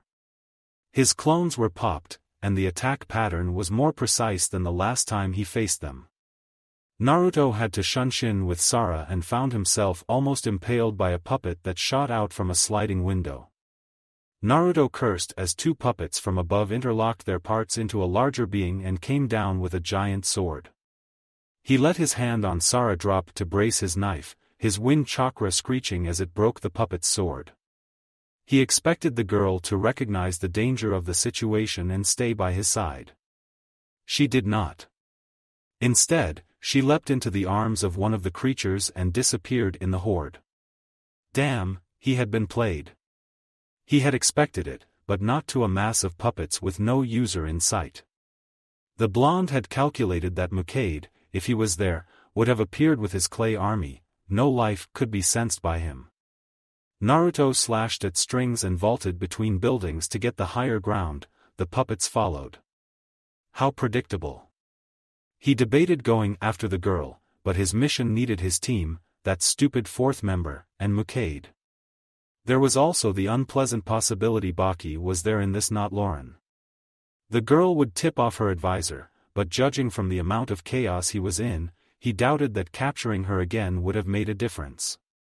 He slashed, cut, and stabbed the stupid chakra strings, but this time more would take their place. As he kept sealing the remains as quickly as he could, he let an eye follow up to the beams that connected the buildings. There. Those beams were actually what powered the puppets by sending endless replacement chakra lines. If only his chains were allowed. Or would even materialize in a steady fashion, as nothing felt altogether right. When there were 10 more puppets below him, the ANBU in disguise cut their wires. He hoped this would work. Sealing all of them was impossible. Naruto ran through seals as he soared above the mass and sucked in a breath. Wind style, drilling air bullets. 6 powerful air projectiles burst forth and connected with his lifeless enemies, and shrapnel that took out other enemies was all that was left. Naruto landed horizontally towards the top of a spire. He perched and let 10 clones spam to fight off the onslaught of enemies. Several puppets tried to propel up, but their predictable pattern made it simple for even shadow clones to destroy them. Naruto let his gaze sweep the city. Where are they? Where would I hide? Underground? Out of the city?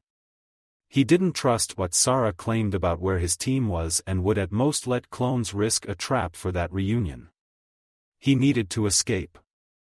But where are the people, he wondered. There was no life.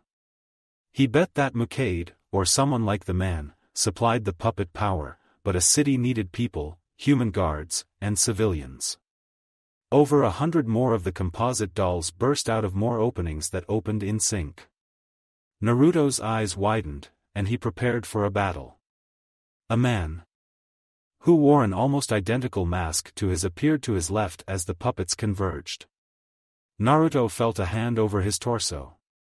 He tried to Shunshin away but found he couldn't access his chakra. Panic bloomed. "I'm a friend," the fellow masked man said, and a knife that could have been his knife's twin did a frenzy of slices so fast he couldn't track them. Puppets collapsed on themselves and fell from the sky and were eaten by aburame bugs. His mind raced. They had 1 other member according to the report, not 2. He felt himself gripped tighter and the familiar sensation of second-hand Shunshin, only it was too smooth even for a master of the technique. When his surroundings stopped moving, he discovered they were underground again, with high-level security seals that hid them in an alcove. Hints of the afternoon sun peeked through vents, high above. This was bad. Naruto knew that he was outclassed, and that the seamless way the man had pulled off the ceiling, the Shunshin, and the security measures spoke of one like Dragon-sama or Jiraiya-sama. Someone who could be a Kage. There was a missing piece to the man, but Naruto knew that he stood absolutely no chance in a fight, and even his underhanded methods would have been put to the test. He'd scared at the blonde hair on the man that tingled at the back of his mind. Right now, he had to determine if this was another enemy or a friend like the man had claimed. For his part, the older owlish masked man put off an amused vibe that Naruto didn't quite buy, even when he crouched to be at eye level. Authorization? The man tilted his head. S1-2-1. This was the code the 4th member would have had, as the person who started the mission. Backups like Naruto had a secondary code. "State your authorization," the older blonde ordered back. Naruto blinked but complied. S1-4-2. That was the code they had to give to their 4th member. He really hoped this strange, almost Kage-level man hadn't tortured the pre-code from the actual final member. The man tilted his head. Why would Sarutobi-sama send backup? Seems excessive, he mused. I didn't even request one. Naruto stiffened. The 3rd didn't, he said. Apparently, they were not in the know about their Hokage's current situation. Who are you? 2 others materialized around Naruto, an aburame in poor disguise, and an equally poorly disguised Akimichi. He pondered why they even bothered to use the masks of Konoha's scapegoat group. You should know as a fellow shinobi that to reveal our identity is forbidden, kid, the Akimichi said. Naruto felt he knew that voice, if only faintly. And you should know that binding an ally's chakra in a hostile zone is considered friendly aggression. If Sarutobi-sama didn't send you, who did? The other blonde interrupted any budding argument. Naruto said nothing, not sure how much he should give away. Near-identical masks stared each other down until Naruto gave in. His orders by his captain did say he could show his fourth member, or in this case, fourth squad, his identity. He lifted his mask to reveal his face. Gasps were heard from the Akimichi and Aburame, but the older blonde stilled. With a fluid motion the man lifted his mask to reveal a Konoha headband and a face Naruto had etched in his mind. Why You're my dash. He cut himself off in time from revealing not only an S-class secret, but an S-class secret to either an imposter or... What year is it, really? He asked.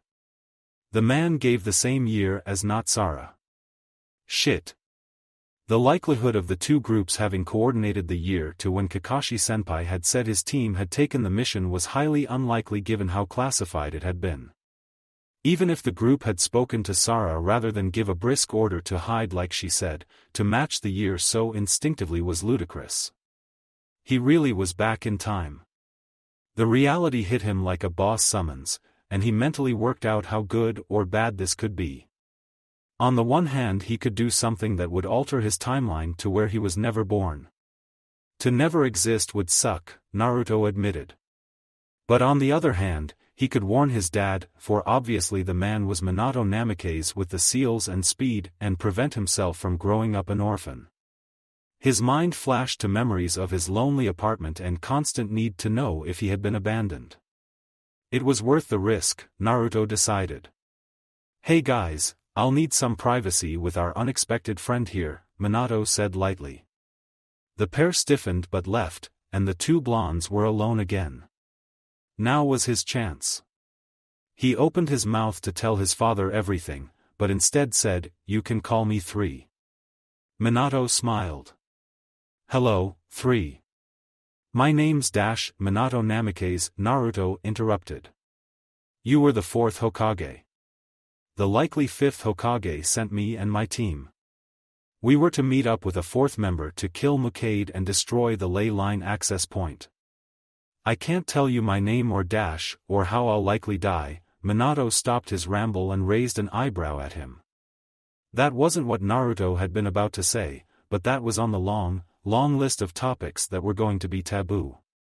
Naruto fidgeted, something he had only done when Iruka had stared him down, or when Dragon-sama scrutinized a report. No. It's for the best, Minato mused. The future happens for a reason, and you being here from the future does not mean we should alter it. The consequences could be dire. Naruto wanted to protest but held his tongue. His father was right, and that same duty stopped him from hugging the man. That was the Hiraishin, wasn't it? That you used to get us out of there? Minato quirked an eyebrow but nodded. Got it. Have you seen my team? It was a quiet question, and Naruto focused on completing the mission, rather than the longing that gripped him. Minato nodded. I have seen a man that looks suspiciously like a student of mine, though he disappeared into another cavern last night. So, Naruto had been asleep from the previous evening to the early afternoon at least. I'm going to remove the seal now. Please don't attack, Minato teased. If only he knew how unlikely that was from anybody in Naruto's time. There should be another, he said vaguely as his chakra bloomed back, like he took off a too-tight sweater. When Minato sighed, Naruto pushed the fear away.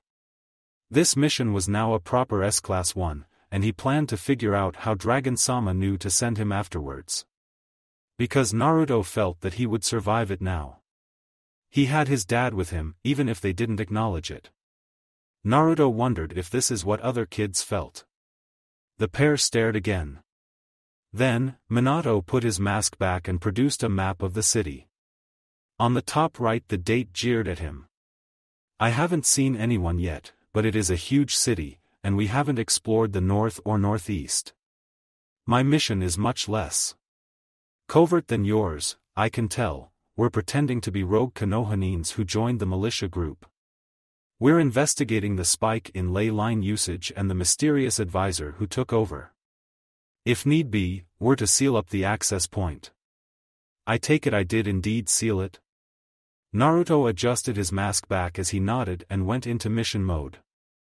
Mukade is the man my team is tracking, and our orders were to destroy it after he accessed the ley lines. As you can tell, he did. He broke your seal and somehow that led us to the past. And the puppets, you've fought them before? In my time, yes. I would bet a ton of ramen on Anrokuzen the advisor being the missing Nin Mukade. Minato raised an eyebrow, and his gaze turned calculating. Are you fit to fight? I am. Adequate. The displacement made some of my abilities impossible, but I wouldn't have used them anyway. Well then, 3, we need a plan. With Tenzo. Tenzo decided that he and his team deserved a vacation after this. Yes, while he carried an unconscious but tiny Kakashi-senpai through caverns of traps, Tenzo knew he really should have asked more questions. Like why the 5th Hokage sent his team to the past, where he had to knock out a bratty past version of his friend and slowly bleed out from said brat's devious kunai tricks. Time to find my team and the ley line, it's our only way out of here, I suspect. His real regret, though, was that Baki, the Suna Jonin and acting Kazekage according to intelligence, was not confirmed dead. Either the man had been left behind in the future, was skulking through the past with Mukade, or died in the explosion. Tenzo doubted it was the last one. With several more hallways and dozens of traps later, he arrived at a cavern and saw where the people of Lauren went. They had been turned into slaves. Back with Naruto. Naruto watched from a spire, Sara's daily viewing, as she called it. The girl looked like a puppet herself, as she waved down at cheering masses. Garish decorations and parade music looped. He narrowed his eyes at the crowd. A clone had confirmed for him that not a single human was in the mix, it was all inorganic. What's the point of keeping that charade up, he thought, but then it clicked. They need the girl for her ability, without her Mukade can't access the ley lines for his army. That was his conclusion, until a very overfed Mukade with facial hair activated a seal. The balcony crumbled away and Sara plummeted towards her death, an ear-piercing scream her companion the way down. Naruto wasted no time, he springboarded from his hidden alcove in the spire, quick to snatch her from the air. Her eyes were blown open and she stared, slack-jawed. Then she started to struggle, and only his training kept him from dropping her, even as he vaulted between towers towards the ground. His temporary team moved in on a mass of puppets that had formed together into a chimera-like creature near the destroyed alcove. The chakra fueling it was purple as it pulsated with each movement. It was foul, the ley lines twisting it to its will. Mukade, who had stared in puzzlement as Naruto foiled his plan, turned murderous. I'm not your attacker, so stop struggling, he demanded as he finally made it to the ground. She didn't listen and tried to bite him. Anrokuzen, help. Obviously, the man hadn't heard her, caught in his fight, but still she screamed. Okay, that's it, he muttered, and knocked her out. He kept to the shadows the buildings cast and made his way to a drainpipe. According to clone memory it would lead to a passageway he could loop through back to Minato's base camp. There he could store the girl from danger and help his team, both of them. When he dropped down, Naruto came across the reason no people had been in Lauren's towers, they had been hiding beneath them. My name is Masako, I'm the leader of the resistance, a tall, nondescript woman introduced herself to him and a barely awake but glaring Sara. You're the ones that tried to kill me, the princess accused. For her part Masako didn't flinch. No, that was your advisor, Anrokuzen. You're lying. Anrokuzen is like a father, and he brought Lauren to prosperity. You thugs want to drag us back into the past.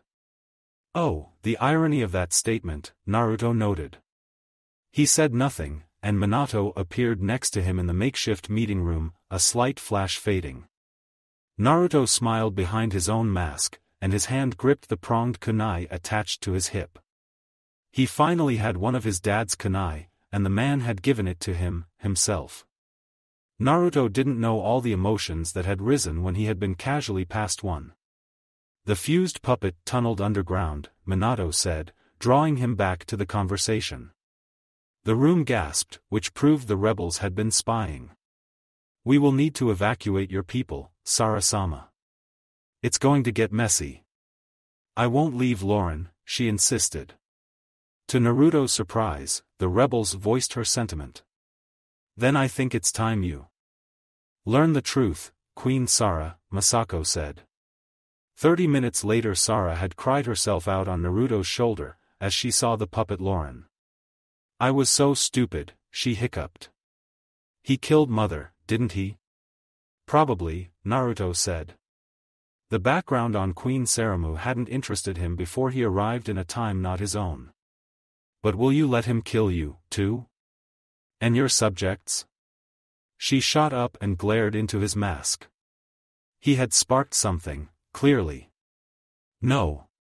I will not. Lauren's people, a few of which he spotted similarities that spoke of lineage to the remnants in his era, gathered around.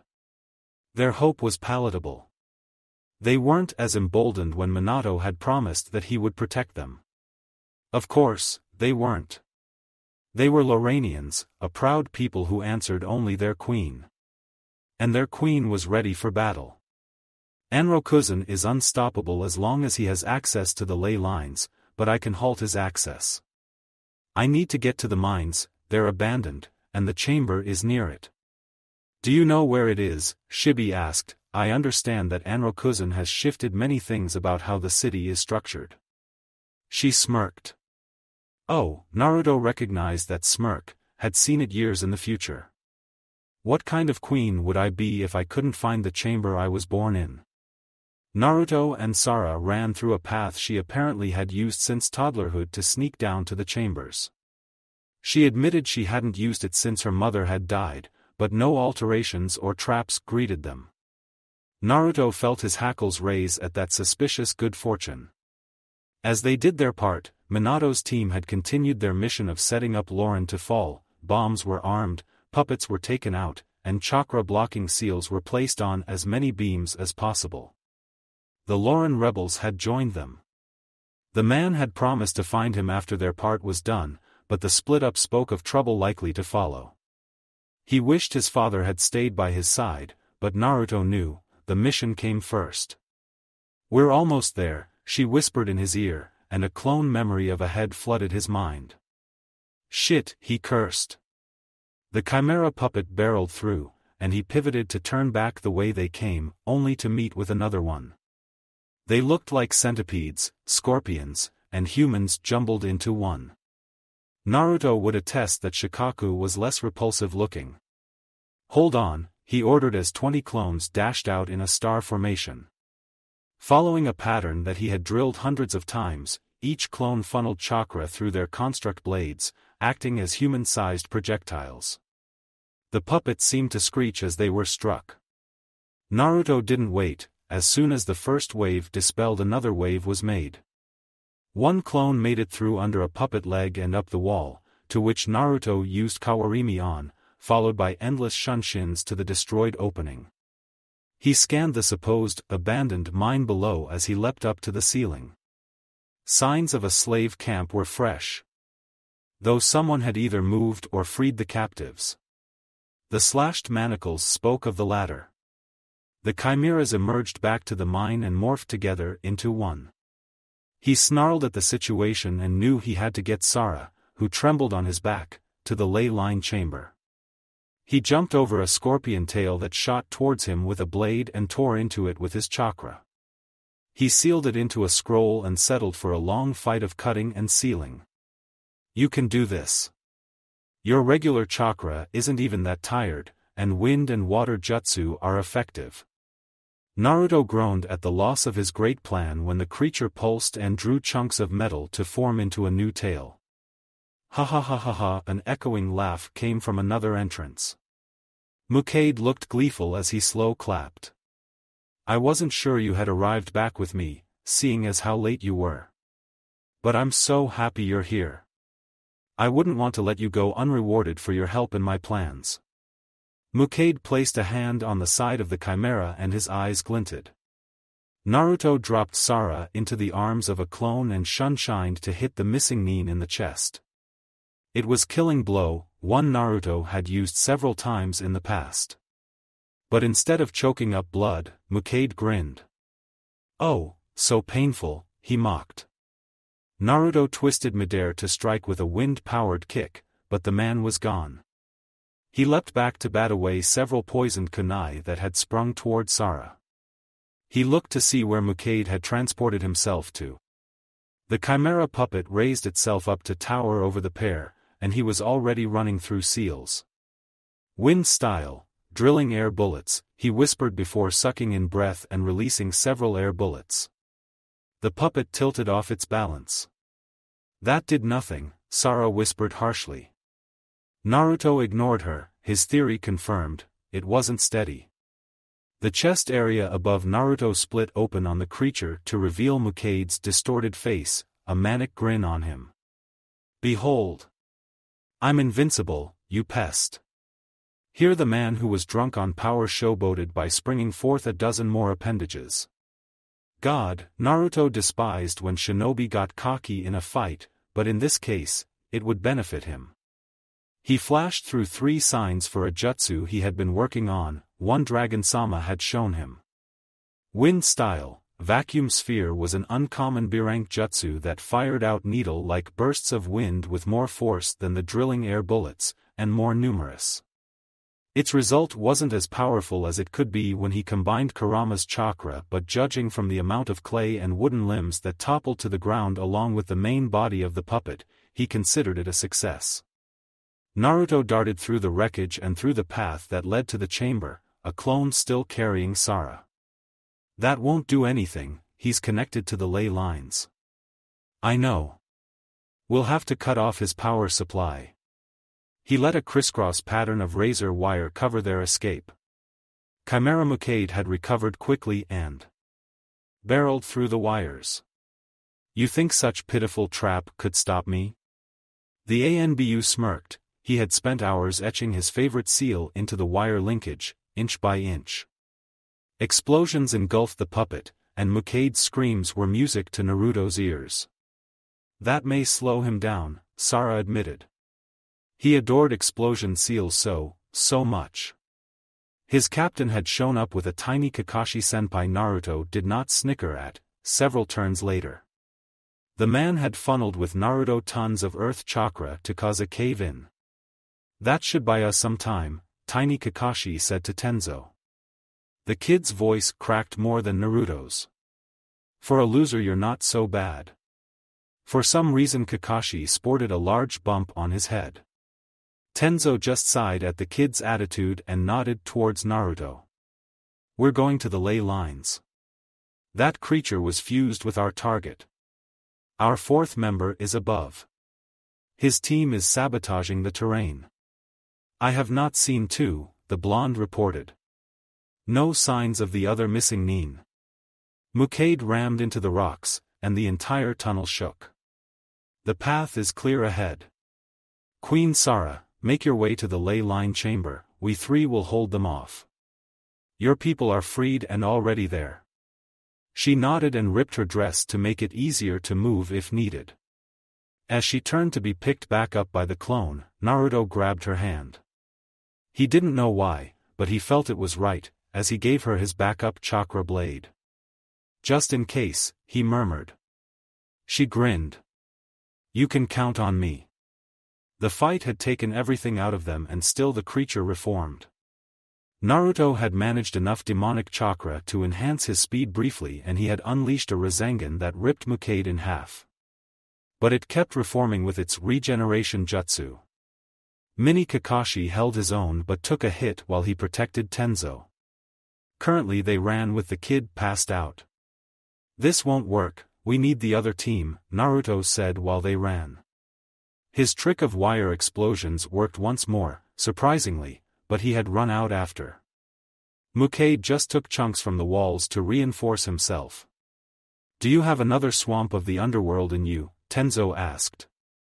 Naruto shook his head. That jutsu had been taught to him by Jiraiya-sama but never mastered with how packed the months leading the invasion were. Add to that, Naruto hadn't even begun to learn earth manipulation, as he had to focus on water manipulation and furthering his wind. Only his insane reserves kept him from being unable to even perform it after everything else the mission had thrown at him. "I hope this works," Naruto said. He funneled chakra into the kunai, like Minato had told him to do only in emergencies. Naruto considered the puppet's inability to be destroyed an emergency. Instantly the taller blonde was in front of Naruto, Tenzo, and the still unconscious Kakashi. His eyes were murderous as one hand had a Rasengan and the other a kunai. Naruto saw the reason every nation had a flee on sight order for the man in that moment. Then he turned and grinned at the Anbu pair. "I hope I'm not too late. We had to destroy as much of the connecting towers before the puppets could be released." The pair just shook their heads. Naruto couldn't hope to follow the streaks of the fight that followed, he was that outclassed. This was what made the gap between normal shinobi and Hokage. His clones popped, and another unpleasant memory of the mission washed over him. More puppets at the chamber door, and it's locked. Tenzo whipped his head to him even as he finished a seal and rose up an earth-style wall to give Minato a respite. The man nodded gratefully at Tenzo. "You go help Queen Sara, 3 and I will handle this guy until you get access. Throw this when you're in." Tenzo caught a kunai and left with Kakashi after enforcing the wall further. As soon as his captain was cleared out, Naruto turned to his father, a Rasengan formed. Minato, his face masked having cracked somewhere, had his face bare, and it let Naruto see the impressed gleam. "Clearly this jutsu has the best result," Naruto said. They barraged more attacks, and the siege seemed endless. Rasengan were effective, but the chip away was minimal when the monster could reform instantly. Tenzo suddenly popped a clone off, the last one, and the memory of the ley line being shut down hit him after the Akimichi and Aburame shielded the civilians. Now they just had to fight the residual of Mukade. Still difficult, but not impossible. Naruto relayed the information, and formed another sphere. "With our Rasengan, it takes longer for Anrokuzen to reform with it. I wonder." Minato's own Rasengan formed, and he held it close to Naruto's. The two spheres seemed drawn to one another. "As I thought. When two people with complementary chakra use the exact same jutsu, it can lead to a better effect. They synergize, so to speak." Wisps of wild chakra whipped around them. Mukade broke the impressive display as he broke through again. Naruto and Minato nodded to each other, both having the same idea. Naruto spammed clones that worked in loose groups of 5 for several Anbu team row attack patterns. His lower chakra meant they weren't as durable, but that wasn't the point. The point was for them to tick off Mukade, and it worked beautifully. The man, who had been smug, turned livid and barreled recklessly forward without a thought as to why Minato smirked. As they ran, Minato reformed his Rasengan, and Naruto let his own meet, this time the two merging, a tornado of chakra covering them. They leaped into the opening at the end of the tunnel. "We'll get one shot at this," Minato said, and let Naruto take over the jutsu. The older blonde raced out from the chakra and jumped up, calling a shuriken shadow clone, to barrage Mukade that had grown several times larger. Pathetic. Regeneration jutsu. The man screamed, but the healing was greatly reduced. Naruto ran with full speed, straight through the Chimera. The blast destroyed most of the outside chamber. Chunks of building and puppet ricocheted off everywhere. Scraps of shrapnel hit Naruto before Minato used a Hiraishin to grab him and ferret him to safety. "Here," Sara said, and offered him the blade back. He pushed it back to her. "You keep it. Something tells me it will be needed more in your hands." She smiled, and walked outside the chamber to wait with her people as they sealed off the power for good. 3. Minato called. "I'll need a second set of eyes on this, mind helping me out?" Naruto felt his heart stutter. Just then his Kakashi showed up, hood torn and holding the severed head of Baki. "Yo, hope I'm not too late." Tenzo and Naruto just shook their heads. Finally, Naruto and Minato high-fived as they placed the sealing matrix. His dad had shown him the inscriptions, and their combined chakra made the intricate pattern that looked different than what he had seen in the future. "And when I first did an overlay seal, Kushi-chan spilt ramen over it," Minato laughed. "You should have seen the devastation on the training field." Naruto joined in. Placing the modified version of the seal would have taken the older male less than a minute, but instead he took the time to show Naruto the basics on it while spilling idle tales of past mishaps. The moment sobered up as Minato drove the kunai in. Soon, everything started to turn white. The three Anbu glanced at their bodies that glowed. Naruto felt a slight swell of panic. "Don't worry," Minato said and smiled. "With Anrokuzen dead, the line deactivated, and the sealing reapplied, the pendulum of time is going back. When you arrive to your tie, the resulting energy pulse should be enough to destroy the ley line's gathering point completely, completing your mission." Kakashi tilted his head while ignoring the piercing gaze of the younger him. It looked like they had a private conversation while Naruto had worked on the seal array. "So that's why we were sent back, because the only way to destroy it would be by a ripple effect of usage." "Exactly. What now?" Naruto wanted to finally blurt out the secret of Minato's death. The urge to change the future hit him. "We do not want to change the past. After you are gone, I will apply a memory jutsu, erasing everything that had to do with your squad," he said in a firm tone. Both younger and older Kakashi stiffened. "But sensei." "But sir." "No, Kakashi." A piercing gaze met them all and they deflated. Tenzo kept himself quiet, as he agreed with the former Hokage. "This is for the best," he added quietly. I want to say, that even if you don't remember Naruto cut himself off. Minato smiled warmly and lowered himself to eye level. "Know this, if I had a son, I'd be proud if he was just like you," he said and hugged him. The world went white then, and Naruto tried to shout. When everything settled, they were in the destroyed ley line chamber. Only it was back to his time. Series ends here. Thank you for watching. I hope you enjoyed it. Make sure to like and subscribe, and don't forget to share this video with your friends. Guys, make sure to help the author by visiting the link in the description. This is Fox Sage, and I'm signing off.